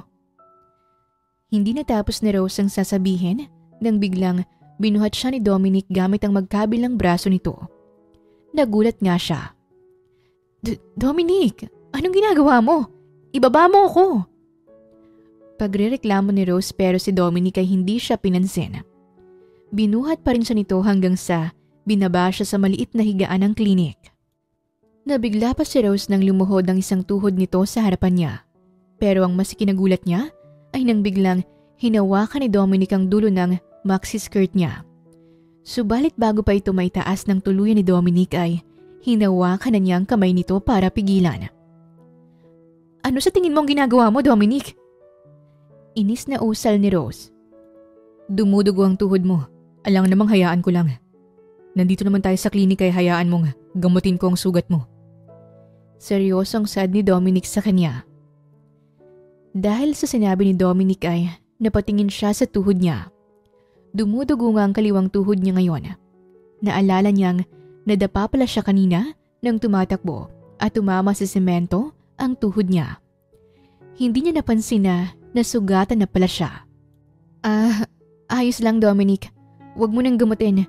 Malayo pa naman yun sa bituka kaya hindi pa ako mamamatay. Saad ni Rose at tatayo na sana mula sa pagkakaupo sa maliit na higaan. Pero nagulat lamang siya nang biglang hinawakan ni Dominic ang magkabilang side ng bewang niya, kaya napatigil siya sa paggalaw. Stay still. Maotoridad nitong sinabi sa kanya. Nang napansin ni Rose ang nakakatakot na titig ni Dominic sa kanya, ay kinabahan siya. Napalunok pa nga siya ng laway bago tumahimik na lamang. Kung gusto mong tumawag ako para makalabas tayo rito, hayaan mo munang gamutin ko ang sugat mo. Seryosong sad pa ni Dominic sa kanya, kaya wala siyang nagawa kundi hayaan na lamang gamutin ito ang sugat niya sa tuhod. Kinuha nga muna ni Dominic ang first aid kit sa maliit na cabinet bago sinimula ng paggagamot sa sugat niya. Napahawak na nga lamang siya sa balikat ni Dominic nang makaramdam ng hapdi sa paggagamot nito gamit ang bulak na may konting betadine. Nakahinga lang siya ng maluwag nang nalagyan na rin ng bandage ang sugat niya. Hindi ka pa rin talaga nagbabago. Hindi pa rin nawawala ang pagiging madapain mo, Rose. Nakasapatos ka na nga pero nadadapa ka pa rin. Saad ni Dominic habang abala ito sa pagliligpit ng first aid kit. Bakit mo to ginagawa? Dahil sa naging tanong niya ay napatigil si Dominic sa pagliligpit at napaangat ito ng tingin sa kanya.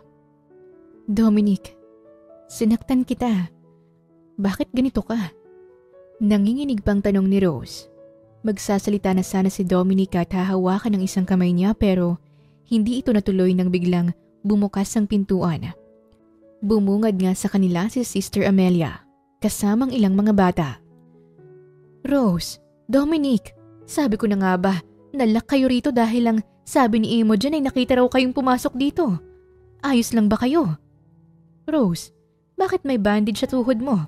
Nasugatan ka ba? Bukas pa naman ang pasok ni Nurse Joy. Pag-aalalang baling ng madre sa kanila. Ayos lang po ako, sister. Nagamot na po ni Dominic ang sugat ko. Sagot ni Rose at marahang tumatayo mula sa pagkakaupo sa maliit na higaan. Hinawakan pa ni Dominic ang braso niya para alalayan siya sa pagtayo kahit kaya naman niya. Nakita niyo po yan, Sister Amelia? Ang sweet po nila Ate Rose at Kuya Dominic, kaya bagay po sila sa isa't isa, di ba po? Nakangiting baling ni Imogen sa madre. Napataw na lamang si Sister Amelia sa sinabi ng bata. Bago pa saan mapunta ang usapan, ay nagsalita na si Rose. O mga bata, tara, balik na tayo sa activity room at magbasa naman tayo. Nakangiting baling ni Rose sa mga bata at sabay ginawi nga niyang mga ito pabalik sa activity room. Sa sumunod na araw ay nasa bahay lamang si Rose dahil day off niya. Tinutulungan nga niyang nanay niya sa kusina sa pagluluto ng ginataang malunggay na may tuyo habang abala sa panunood ng Mr. Bean ng kapatid niya at ang tatay niya na kadadating lang galing trabaho. Kaya rinig na rinig din nila ang halakhak ng mga ito. Subalit ilang sandali lamang ay nakarinig sila ng ingay mula sa labas ng bahay nila. Dahil sa kuryosidad ay lumabas si Rose at hindi nga niya inaasahan ang bubungad sa kanya. Nasa harapan ng bahay nila si Dominic ngayon habang pinagkakaguluhan ng ilang mga babaeng kapitbahay nila. Hindi ko alam na may gantong kagwapo pala na delivery rider. Sana sa susunod, ikaw din ang magdi-deliver ng product ko sa orderin ko sa online shop. Kinikilig pang sinabi ni Pauline, ang kapitbahay na kaedad lamang ni Rose. Halos idikit na rin ang katawan nito kay Dominic. Pogi, single ka ba? Pwede ko bang makuha ang number mo? Type kasi kita. Saad naman ni Grace, kapitbahay din nila, naubod ng kapalang makeup. Kinindatan pa nga nito si Dominic. Mga iha, kaya aga-aga ang lalandi nyo. Magsiuwi na kayo sa bahay nyo. Iho, single ka ba? Abay, single din ang isang apo ko. Sa tingin ko, bagay kayo ng apo ko. Nakangiting baling pa ni Aling Helen kay Dominic, ang matandang kapitbahay nila. Dahil sa nangyayari sa harapan ni Rose, ay lumapit na rin siya kay Dominic. Hindi nga siguro alam ng mga kapitbahay nila na ito ang dating asawa niya. Dominic, anong ginagawa mo rito? Gulat na baling ni Rose. Pansin din niyang nakamotor ito. Pang-delivery boy ang outfit at may hawak nga itong isang parcel. Napalingon naman si Dominic sa kanya at ang 3 kapitbahay nila. Nandito ko para i-deliver ang parcel mo. Nakangiting baling ni Dominic sa kanya. Hindi naman agad nakapagsalita si Rose dahil nagtilian pang 3 kapitbahay nila nang nagsalita si Dominic. Paano ba naman? Ang lalim at husky ang boses, pati ang matanday na patili rin nang lumitaw pa ang isang dimple ni Dominic sa kaliwang pisngi nang ngumiti ito. Kunot noong tinanggap naman ni Rose ang parcel. Hindi niya akalain na tototohanin na pala nito ngayon ang pagiging delivery rider. Dominic! Iho! Nandito ka? Gulat na baling ng nanay niya kay Dominic nang lumabas na rin ito ng bahay. Nandito po ako para i-deliver ang parcel ni Rose. Nakangiting tugon naman ni Dominic sa nanay niya. Ganun ba? Aba, ang sipag mo talaga, iho. Sumasideline ka pa talaga sa pagiging delivery rider. Nagtanghalian ka na ba? Hindi pa nga po. Napahawak sa batok na sagot ni Dominic. Kung ganon, halika na't dito ka na sa amin maghapunan. Namiss ka namin, iho. Kahit iwalay na kayo ng anak ko, napamahal ka na rin sa amin. Dagdag pa ng nanay niya. Bago pa napigilan ni Rose ang mangyayari, ay nahigit na ng nanay niya si Dominic papasok sa loob ng bahay nila, kaya wala na siyang nagawa. Napabaling na lamang siya sa matandang kapitbahay nila nang nagsalita ito. Iha, yun palang ex-husband mo na gwapong delivery rider. Gulat na baling ng matanda sa kanya. Opo, Aling Helen. Siya po ang ex-husband ko. Dahil sa naging sagot ni Rose, ay nagulat ang matanda. Pati ang 2 babaeng kapitbahay nila ay nagulat din. Aba, Rose, ang choosy mo naman. Ayaw mo ba sa isang delivery rider? Mukhang masipag naman siya at loyal. Bonus na lang dahil gwapo siya. Saad ni Pauline sa kanya nang nakakrus pang magkabilang braso. Baka ang tipo niya sa isang lalaki, isang mayaman, yung may-ari ng kumpanya, ganun. Tama ako, di ba, Rose? Mataray na tanong naman ni Grace sa kanya. Iha, hindi mo dapat siya hiniwalayan dahil lang hindi siya mayaman. Pwede naman kayong umangat sa buhay ng sabay. Ang pagmamahal ay hindi nababase sa estado ng buhay ng isang tao. Napapailing namang saad ni Aling Helen sa kanya. Hindi naman makapaniwala si Rose sa mga sinasabi ng mga kapitbahay niya ngayon. Magsasalita na sana siya na hindi yon ang dahilan kung bakit hiniwalayan niya si Dominic pero agad nang umalis ang 3 sa harapan niya nang napapailing pa. Napakamot na lamang sa ulo si Rose. Hindi naman talaga siya delivery rider. Siya ang CEO ng Cargo Craft Logistics Company. Bakit ba nanditong lalaking to? At siya pang nag-deliver ng parcel ko. Wala ba siyang trabaho sa kumpanya niya? O baka nalulugi ng kumpanya niya kaya sumasideline na rin siya sa pagiging delivery rider? Napailing na lamang si Rose bago pumasok na rin sa loob ng bahay nila. Subalit nang nasa kusina na rin siya ay nagulat siya sa nakita. Dominic, anong ginagawa mo? Ako na dyan, tumayo ka. Pigil ni Rose sa ginagawa ni Dominic. Nagkakayod niya ito ngayon ng biniyak na niyog habang nakaupo sa kayuran. Magluluto pa lang sila ng ginataang malunggay na may tuyo. Hindi, okay lang. Madali lang naman siyang gawin. Saad ni Dominic sa kanya nang patuloy pa rin sa pagkakayod ng niyog. Dominic, tumayo ka na dyan. Ako nang gagawa. Alam kong hindi mo pa nagagawa yan. Hindi pa naman tama ang pagkakahawak mo sa niyog. Paano kung masugatan ng kamay mo? Galit na usal ni Rose nang nakapamewang na rin sa harap ni Dominic. Dahil sa sinabi niya ay napatigil sa ginagawa si Dominic. Napaangat pa ito ng tingin sa kanya. Anong sinabi mo, Rose? Concerned ka ba sa akin dahil baka masugatan ang kamay ko? Tanong ni Dominic sa kanya nang may mapaglarong ngiti sa labi. Ngayon nga lang na-realize ni Rose ang nasabi niya, kaya bahagyang nagulat siya. Oo, concern ako. Paano kung masugatan ka nga? Eh di, konsensya pa naming pamilya. Hindi natapos ni Rose ang sasabihin nang biglang nagsalita ang kapatid niya. Nako ate, concern ka ba kay Kuya Dominic dahil may nararamdaman ka pa rin sa kanya? Panunukso pa nga ni Riwi sa kanya.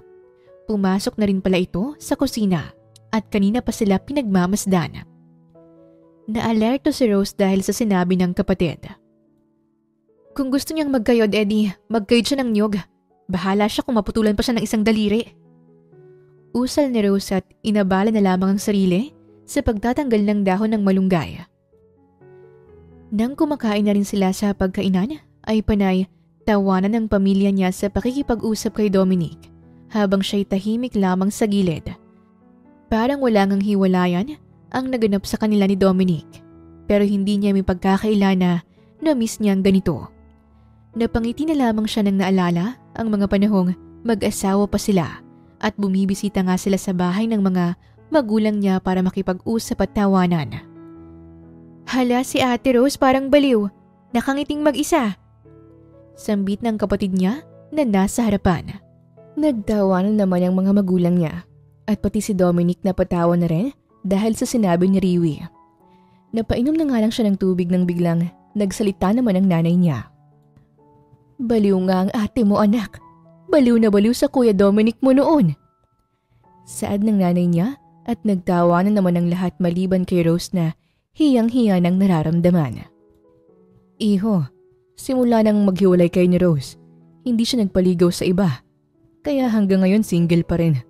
Sa ilang yata nabaliw ang anak namin. Nakangiting sinabi naman ng tatay niya na ikinagulat ni Rose. Halos mabilaukan na nga siya. Pero mas nagulat siya sa sunod na sinabi ng kapatid niya. Kuya Dominic, alam niyo po ba, nung naghiwalay po kayo ni ate, halos ilang araw siyang umiiyak sa loob ng kwarto niya. Yakap-yakap ang isang damit niyo. Nag-aalala na nga po kami sa kanya dahil baka tuluyang mabaliw na siya at kausapin niya ang sarili. At sa isang araw, 1 o 2 beses lang po siyang kumakain. Kaya tingnan niyo po ang katawan ni ate ngayon parang stick. Pagsusumbungan ng kapatid niya kay Dominic bago kumagat sa hawak nitong tuyong isda. Dahil sa sinabi ng kapatid niya, ay gulat siyang napabaling kay Dominic na katabi lamang niya. Pansin nga niyang napawi ang tawa nito ngayon at seryosong napatitig sa kanya. Pero nang napansin ni Rose na magsasalita pa ulit ang kapatid niya, ay agad na niya itong sinubuan ng kanin sa loob ng bibig nito. Alam mo, Riwi, ang daldal mo talaga. Mas mabuti nang kumain ka na lang dyan. Kung ano-anong pinagsasabi mo. Napapailing na sad ni Rose sa kapatid. Napatawat napailing na lamang ang mga magulang nila, pero pansin niyang si Dominic ay nanatili pa rin seryoso habang nakatitig sa kanya. Ramdam niya rin ang halo-halong emosyon sa mga mata nito na parang may mga katanungan ito na gustong bitawan. Subalit napaiwas siya ng tingin na tinuon ng pansin sa pagkain dahil hindi rin siya mapakali sa pagwawala ng kaniyang puso ngayon. Sa paglipas ng ilang araw ay abala sa trabaho si Rose. Iba na rin ang guest sa dating room ni Dominic. Nag-checkout na siguro ito. Sa tuwing pumupunta naman siya sa bahay ampunan ay hindi na rin bumibisita si Dominic. Sa isip ni Rose ay baka abala rin ito sa trabaho at naalala nga niyang malapit ng engagement nito kay Daniela, ang babaeng pinagkasundong ipakasal kay Dominic. Anak, pumunta ka na rito sa beach resort. Isisend ko sa iyong address. Saad ng nanay niya sa kabilang linya. Teka, Nay, anong ginagawa niyo sa beach resort? Akala ko ba sa bahay lang tayo maghahanda para sa... Hindi natapos ni Rose ang sasabihin nang pinatay agad ng nanay niya ang tawag. Kahit walang idea si Rose kung bakit sa isang beach resort sila magse-celebrate ng wedding anniversary ng mga magulang niya, ay pumunta pa rin siya sa sinend na address ng nanay niya habang may dalang cake. Tanghali natapos ang duty niya kaya makakapunta siya. Nang nasa loob na rin siya ng beach resort, ay agad ginawi siya ng isang staff kung saan ang mga magulang niya. Nasa open area ang mga ito at malapit sa dagat. Nagulat pa nga siya nang makitang ingrande ang celebration. May buffet area pa, may host sa gitna at halos lahat yata ng kapitbahay nila ay imbitado. Lumapit pa si Aling Helen sa kanya nang nakita siya. Aba, iha, hindi mo naman agad sinabi sa amin na mayaman pala ang ex-husband mo. Siya pa talagang naghanda ng lahat ng ito para sa wedding anniversary ng mga magulang mo. Isa lang ang ibig sabihin nito, iha. Mahal ka pa ng dating asawa mo. Nakangiting sambit ng matanda sa kanya bago pumunta sa buffet para magsyaro ng lumpiang Shanghai para sa mga apo nito. Natanaw nga ni Rose ang mga magulang niya na masayang sumasayaw ng cha-cha sa gitna. Napangiti siya. Hindi niya alam kung bakit napapaluha pa siya. Siguro, ngayon lang niya nakitang ganito kasayang mga magulang niya. Happy wedding anniversary. Nang narinig ni Rose ang pamilyar na boses mula sa likod, ay napalingon siya rito. Nagulat nga siya nang bumungad sa kanya si Dominic habang may hawak itong isang bouquet of red roses. Takang tinanggap naman ni Rose ang bulaklak. Wedding anniversary din pala nila ngayon dahil nang kinasal sila ni Dominic ay araw ng kasal ng mga magulang niya.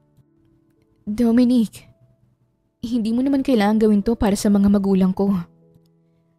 Hindi lang ito para sa mga magulang mo. Para din ito sa ating dalawa, Rose. Sambit ni Dominic. Lumapit pa ito sa kanya para mahawakan ang isang kamay niya nang biglang lumapit ang host sa kanila. Oh, mag-ex-lover. Baka gusto niyong sumali sa laro namin na sack race. Kulang ng isang mag-partner ang Team Blue. Nakangiting sinabi ng babaeng host sa kanila. Sure, sasali kaming dalawa. Nakangiting tugon ni Dominic sa host. Bago pa makaangal si Rose, ay agad nang nahigit ni Dominic ang kamay niya. Kasalukuyang nasa buhangin ang lahat ng players at nahahati sa dalawang grupo. Maglalaro nga sila ng sack race at by partner ang pagsampa sa loob ng malaking sako. Kung sinong team ang mabilis makatapos ay siyang panalo. Okay guys, makinig. Pamilyar naman kayong lahat sa paglalaro ng sack race, so no need to explain further. Kung sinong team ang mananalo ay siyang makakakuha ng 100,000 pesos na cash prize. So, pabilisan lang ito. Ready na ba ang lahat? Team Blue, Team Red. Excited na baling ng host sa dalawang team. Nagsigawan at hiyawan naman ng lahat ng players na ready na nga sila. Malaki-laki rin ang cash prize kaya dapat galingan ng team nila kahit nasa kabilang team ang mga magulang niya. Pero syempre, i-enjoy lang nila ang paglalaro. Hanep, iba ka rin pala magbigay ng cash prize. Manghang baling ni Rose kay Dominic na ikinibit balikat lamang ito sa kanya. Ilang sandali lamang ay nagsimula na rin ang laro nila. Nasa panghuli pa sila ni Dominic kaya todo cheer pa sila sa kagrupo nila. Maganda ang laro nila dahil halos kasing bilis lang ang dalawang team. Hindi mo pa malalaman kung sino ang mananalo hanggang sa malapit ng si Rose at Dominic ang sumunod. Rose, humawa ka lang ng mahigpit sa akin. Kung ano man ang mangyari, madapa ka man o madapa tayo, hindi pa rin kita iiwan. Aalalayan at sasamahan pa rin kita hanggang sa manalo tayo. Buong boses na baling ni Dominic sa kanya. Nang narinig yun ni Rose ay hindi niya naiwasang kumunot ang noo. Parang may ibang ibig sabihin pa ang mga salitang binitawan ni Dominic. Pero naalerto lamang sila nang nasa finish line na rin ang dalawang kagrupo nila. Kaya mabilis nga silang sumampa sa loob ng malaking sako. Magkadikit pa ang katawan habang magkaakbay. Dominic, bilisan natin! Mauunahan na tayo nila nanay! Natatawang sigaw ni Rose. Kasabayan nga nila ngayon ang mga magulang niya. Pero dahil sa sobrang bilis ng pagtatalo nila, ay hindi sinasadyang nadapa pa silang dalawa sa buhangin. Nagulat nga sila pero ang mas ikinagulat nila ay nang nagtama ang labi nila sa isa't isa. Dahil pumaibabaw si Rose kay Dominic na parang may nangyari tuloy na mabilisang halik sa kanilang dalawa. Namula nga agad ang magkabilang pisngi ni Rose. Rose, Dominic, Diyos ko, mamaya na kayo maglambingan. Sayang ang 100,000 kaya tumayo na kayo dyan. Sigaw nga ni Pauline, isa sa mga kagrupo nila. Nang narinig yun ni Rose at Dominic, ay naalerto sila, kaya agad silang tumayo at tumalon para mahabol ang kalaban. Bumawi nga sila at binilisan pa ang pagtatalon hanggang sa naunahan na rin nilang mga magulang niya. At hindi nagtagal ay sila pang nanalo. Agad naman din silang nagyakapan ni Dominic dahil sa sobrang sayang nararamdaman. Halos buhatin pa nga siya nito. Pati ang mga kagrupo nila ay masayang masaya pa rin. Kahit nadapa sila kanina at may halikan pang nangyari, ay naipanalo pa rin ang team nila. Dominic, nanalo tayo! Ang galing natin!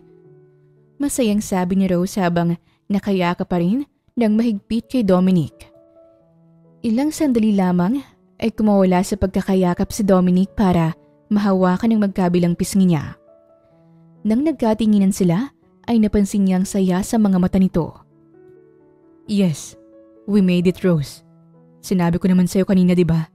Na magtiwala ka lang sa akin dahil kung madapa ka man o madapa tayo, hindi pa rin kita iiwan. Kaya ngayon, sana bigyan mo ng pangalawang pagkakataon ang relasyon natin. Magtiwala ka lang sa akin dahil mahal pa rin naman kita, Rose. May anak man tayo o wala. Puno ng emosyong sambit ni Dominic. Bakas naman ang gulat sa mukha ni Rose sa huling sinabi ni Dominic. Bakit mo alam? Hindi natapos ni Rose ang sasabihin nang biglang lumuhod ang isang tuhod ni Dominic sa harapan niya. Nanlaki pa ang mga mata niya nang may hawak pa itong isang singsing sa kamay. Hindi naman agad nakapagsalita si Rose dahil sa narinig na hiyawan at tilian ng mga tao. Hindi niya napansin na kanina pa pala sila pinagmamasdan ng mga ito. Napatingin pa nga siya sa pamilya niya na bakas ang saya sa mga mukha nito. Pati ang kapatid niyang si Riwi ay hindi pa naiwasang mapatili. Napabaling lamang siya kay Dominic nang marahang hinawakan nito ang isang kamay niya. Rose, bago pa ako bumalik dito sa Pilipinas, nalaman ko na ang totoong dahilan kung bakit nakipaghiwalay ka sa akin. Nagkausap kami ni Dr. Amanda nang nagkita kami sa Canada.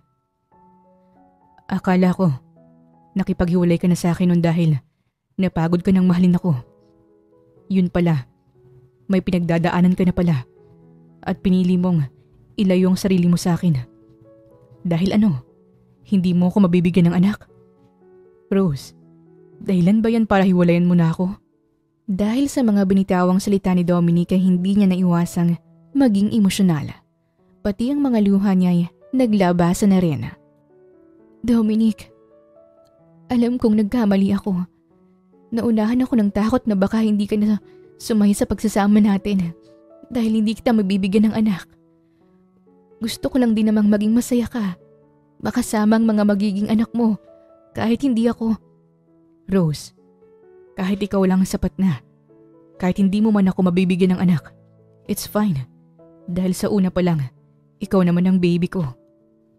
Pagbibitaw ng linya ni Dominic na ikinatili at hiyawan ulit ng mga tao. Si Rose na umiiyak ay napatawat na pailing pa dahil sa cheesy words na binitawan ni Dominic sa huli. Pero may naalala siya bigla. Pero nalaman ko ang pinagkasundo ka ng mga magulang mo na maikasal sa ibang babae. Sambit ni Rose nang naalala si Daniela. I canceled our engagement. Wala akong ibang babae na gustong makasama habang buhay. Kundi ikaw lang, Rose. Mahal na mahal pa rin kita. Puno ng damdaming sinabi ni Dominic na mas lalong ikinabuhos ng mga luha niya. Kanina ko pa ito pinaghandaan para maitanong to sa'yo. Rose, will you be my wife again? Buong boses na tanong ni Dominic nang hindi binibitawan ang titig sa kanya. Hindi naman agad nakapagsalita ulit si Rose dahil sa hiyawan ng mga tao. Ang ilan ay nagpalakpakan na rin. Narinig pa nga niyang sigaw ni Pauline. Rose, mag-yes ka na! Para kami nilang maghahati-hati sa cash prize na 100,000. Tutal, panalong-panalo ka naman dyan sa harapan mo. Sigaw nga ni Pauline sa kanya. Nagtawa na naman ang mga tao dahil sa sinabi nito. Pati si Rose ay napatawa na lang din sa sinabi ni Pauline. Bago binalingan na rin si Dominic para bitawan ang sagot na nais sabihin ng puso niya. Oo, Dominic. Ang swerte ko naman dahil may isang taong tanggap at mahal pa rin ako. Emosyonal na sagot ni Rose. Napangiti si Dominic sa kanya at sabay sinuot ang singsing sa isang daliri niya. Pagkatapos, tumayo na rin ito sa harapan niya. Nang nagkatinginan sila, ay napangiti na lamang sila sa isa't isa. Marahang hinawakan pa ni Dominic ang magkabilang pisngi niya bago nagsalita. At ang swerte ko rin dahil makakasama ko na habang buhay ang babaeng unang nagparana sa akin ng tunay na pag-ibig. Napapaos na sambit ni Dominic bago hinalikan ang labi niya na puno ng saya't pagmamahal. Kasabay nga ng paghampas ng mga malalakas na alon sa dagat, ay hawak kamay rin nilang haharapin ang bawat agos ng hamon ng buhay nila na magkasama na puno ng tiwala at pagmamahal sa isa't isa. Sa pangalawang pagkakataon ay muling nagkasama nga si Rose at Dominic. Mas tumibay pa ang relasyon nilang dalawa sa loob ng 1 taon dahil sa tiwala at pagkakaintindihan na rin nila sa isa't isa. Kung sa pagmamahala nila ay gumanda ang takbo, pati rin sa trabaho ni Rose ay gumanda rin ang takbo ng karera niya sa hospitality industry. Congratulations, Rose! You're now promoted as floor supervisor because of your hard work and dedication. Saad ng CEO ng hotel nilang babae na nasa late 30s pa lang ang edad. Agad din namang nagpalakpakan ang mga katrabaho niya. Pati ang katrabaho at kaibigan niyang si Jenna ay promoted din sa trabaho bilang public area supervisor naman. Congratulations, Jenna! Masaya ako para sa ating dalawa. Masayang sambit ni Rose at sabay nagyakapan pa silang dalawa. Natupad na rin ang friendship goals natin, Rose. Saad ni Jenna, kaya napangiti siya. Tunay nga na pinagpala ang taong masipag at may dedikasyon sa trabaho. Tumaas na nga rin ang sahod ni Rose dahil sa na-promote siya sa trabaho kaya't nakapagpatayo na rin siya ng maliit na karinderya sa labas ng bahay nila para naman may pagkaabalahan ng negosyo ang mga magulang niya. Wow, Nay! Ang sarap niyo talagang magluto ng kaldereta. Kaya hindi na ako magtataka kung bakit maraming customer dito sa karinderya natin palagi eh. Nakangiting baling ni Rose sa ina nang natikman ang niluto nitong kaldereta. Nasa kusina nga sila ngayon. Napangiti ang nanay niya at marahang hinawakan ng isang kamay niya. Anak, ang pagmamahal ay parang nagluluto ka lang yan. Para maging masarap at tumibay ang pagsasama niyong dalawa ng partner mo, dapat lahat ng sangkap nandoon. Tiwala sa isa't isa, pagkakaunawaan, at higit sa lahat, ang maging sandalan ng bawat isa. Kaya kapag may naging problema ka, sabihin mo na agad sa asawa mo. Bahagyang napangiti si Rose dahil sa sinabi ng nanay niya. Tama po kayo, Nay. Kaya hindi ko na po uulitin ang pagkakamali ko noon. Nakangiting sambit ni Rose nang may lumandas na luha sa pisngi niya. Niyakap naman siya ng mahigpit ng nanay niya nang biglang pumasok na rin sa loob ng kusina ang tatay at kapatid niya. Anong nangyayari? Bakit umiiyak ang panganay ko? Saad nga ng tatay niya at sumabay na rin sa yakapan nila. Ate, ang iyakin mo talaga. Para kang bata. Baka pumangit ka palalo niyan. Pagbibiro naman ng kapatid niya bago ito yumakap na rin sa kanila. Napatawa na lamang si Rose. Ang swerte nga niya dahil may pamilya siya na nagbibigay lakas at ang nagpapagaan din ng kaniyang loob. May pagkakataon pang hindi niya inaasahan na magtatagpo muli ang landas nila ni Daniela. Nasa hotel siya para mag-supervise kada floor nang biglang nagkasalubong sila sa hallway. May kasama nga rin itong isang lalaki. Hi Rose! Kumusta? Mabuti na lang hindi tinuloy ni Dominic ang engagement namin. Dahil kung hindi magtatagpo ang landas namin ni Albert. Right, love? Nakangiting baling ni Daniela sa asawa nito. Napangiti na lamang si Rose at binati ang dalawa dahil bagong kasal pa lang mga ito. Congratulations sa inyo, Ma'am Daniela. Masaya ako para sa inyong dalawa. Nakangiting pagbati ni Rose sa mga ito. Huwag mo kaming kalimutang imbitahan sa pangalawang kasal niyo ni Dominic, okay? At aba, ang lalaking yun kaya pala bumalik agad ng Pilipinas dahil gustong makipagbalikan sa'yo. Hindi ka na yata niya matiis. Namiss na rin yata niyang makahalik sa'yo. Natatawang sad pa ni Daniela bago ito umalis sa harapan niya kasamang asawa. Pagdating nga sa pagmamahala nila ni Dominic, ay patuloy pa rin ang pagbisita nila sa bahay ampunan at pagbigay ng mga donasyon para sa mga bata. Maraming salamat po Ate Rose at Kuya Dominic sa coloring materials na ibinigay niyo po sa amin. Makakapag-drawing na po kami. Masayang sambit ni Imogen sa kanila. Nagpapasalamat din ng ibang mga bata at isa-isang niyakap sila ng mga ito. Kasalukuyang nasa activity room nga sila ng bahay ampunan. Walang anuman mga bata. Masaya kami na makita kayong masayang lahat. Nakangiting sinabi ni Rose. Mga bata, simulan nyo na mag-drawing ngayon. Baling naman ni Dominic sa mga ito. Nagsimula na rin gumuhit ang mga bata. Makalipas ang ilang minuto, ay unang natapos sa pagguhit si Imogen. Ate Rose, Kuya Dominic, tapos na po akong gumuhit. Nakangiting sambit ni Imogen nang nakalapit ito sa kanila. Patingin nga kami sa drawing mo, Imogen. Saad ni Rose at nang tiningnan nga nila ni Dominic ang drawing nito ay napangiti silang dalawa. Isang masayang pamilyang ginuhit mo, Imogen? Nakangiting baling ni Dominic sa bata. Opo, ang ginuhit ko po ay isang masayang pamilya. Si Mami Rose, Daddy Dominic at ang baby po nilang si Imogen. May malit din po silang bahay para may tirahan po sila sa bundok. Nakangiting pagkikwento pa ni Imogen sa ginuhit nito na may 3 bundok habang may isang masayang pamilya ang magkahawak kamay. Katabi naman ito ang isang maliit na bahay. Hindi naman naiwasang mapaluha ni Rose sa naging drawing ni Imogen at nang binigkas nito ang salitang Mami Rose, parang may humaplos sa puso niya. Gusto mo ba kaming maging mga magulang mo, Imogen? Mahinahong tanong ni Rose sa bata na may ngiti sa labi. Siyempre naman po, Ate Rose. Matagal ko na pong gustong magkaroon ng mga magulang. Ang sobrang bait niyo po ni Kuya Dominic kaya ang swerte ko po kung kayo ang magiging mga magulang ko. Nakangiting sambit ni Imogen sa kanila. Kaya naman nang ikinasal na rin sila sa pangalawang pagkakataon ay nagproseso agad sila ng mga dokumento para sa pag-aampon kay Imogen. Hindi man sila makabuo ng anak ay masaya pa rin sila dahil may isang batang gustong maging magulang sila. Mami Rose, Daddy Dominic, bakit po tayo nandito sa perya? Kuryosong tanong ni Imogen sa mga magulang niya. Pero bakasang excited sa mukha dahil makakasakay na rin siya ng maraming rides. 8 taong gulang na rin ito ngayon. Dito nagsimulang love story namin ng daddy mo, Imogen. Nakangiting tugon ni Rose sa anak. Tama ang mami mo, anak.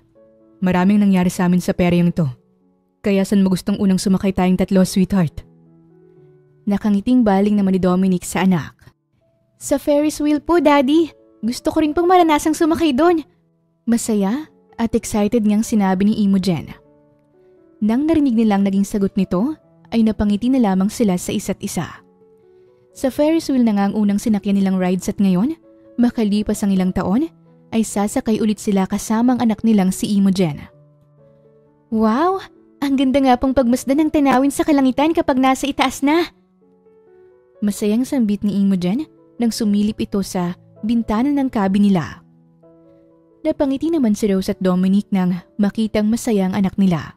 Subalit ilang sandali lamang ay napabaling si Rose sa asawa nang nagsalita ito sa tabi niya. Mahal, kaya siguro tayo ang tinadhana dahil may isang bata ang gustong maging magulang tayo. Ibibigay natin ang masayang pamilya na hinihiling niya. Pupunan natin ng saya at pagmamahal ang pamilyang to. Puno ng damdaming sambit ni Dominic sa kanya. Napangiti si Rose sa narinig. Marahang hinawakan niya pa ang isang kamay ni Dominic bago nagsalita. Mahal, ang swerte nga natin dahil may isang batang gustong maging parte tayo sa buhay niya. Gagawin natin ang lahat para sa kanya. Mahal na mahal ko kayong dalawa. Puno ng sinseridad na sambit naman ni Rose sa asawa, kaya napangiti na lamang sila sa isa't isa. Ilang sandali lamang ay binalik na nga rin ng atensyon sa anak nila, habang enjoy na enjoy pa rin ito sa pagtanaw sa labas ng bintana ng cabin, habang patuloy pa rin ang pag-ikot ng Ferris wheel. Ang pagmamahalan nga nila ay parang Ferris wheel na kung saan ito ay paikot-ikot. Minsan, nasa itaas ang relasyon nila na puno ng kaligayahan, pero minsan, nasa ilalim naman ito na puno ng pagsubok. Kahit nagkawalay sila'y tumaya pa rin sila sa ikalawang pagkakataon para maibalik ang naputol nilang pagmamahalan. Katulad ng Ferris wheel, sa una, nakakatakot, pero kapag sumugal kang sumakay, Mararamdaman mo ang saya at excitement na hindi mo inaakala. Sa pagsakay nga ng Ferris wheel ay halo-halong emosyon ang mararamdaman mo. Katulad na lamang sa naging relasyon ni Rose at Dominic na puno ng saya at iyak, pero dahil sa mga emosyong yon ay mas pinatibay pa ngayon ang pagsasama nila na puno ng pagtanggap, pagtitiwala at pagmamahal na hindi sukatan ng dugo para bumuo ng isang masayang pamilya. Wakas! Maraming salamat po sa inyong pakikinig sa kwentong ibinahagi namin ngayong araw. Muli, ito po ang Tales of Siren at hanggang sa ating muling kwento. Maraming salamat po.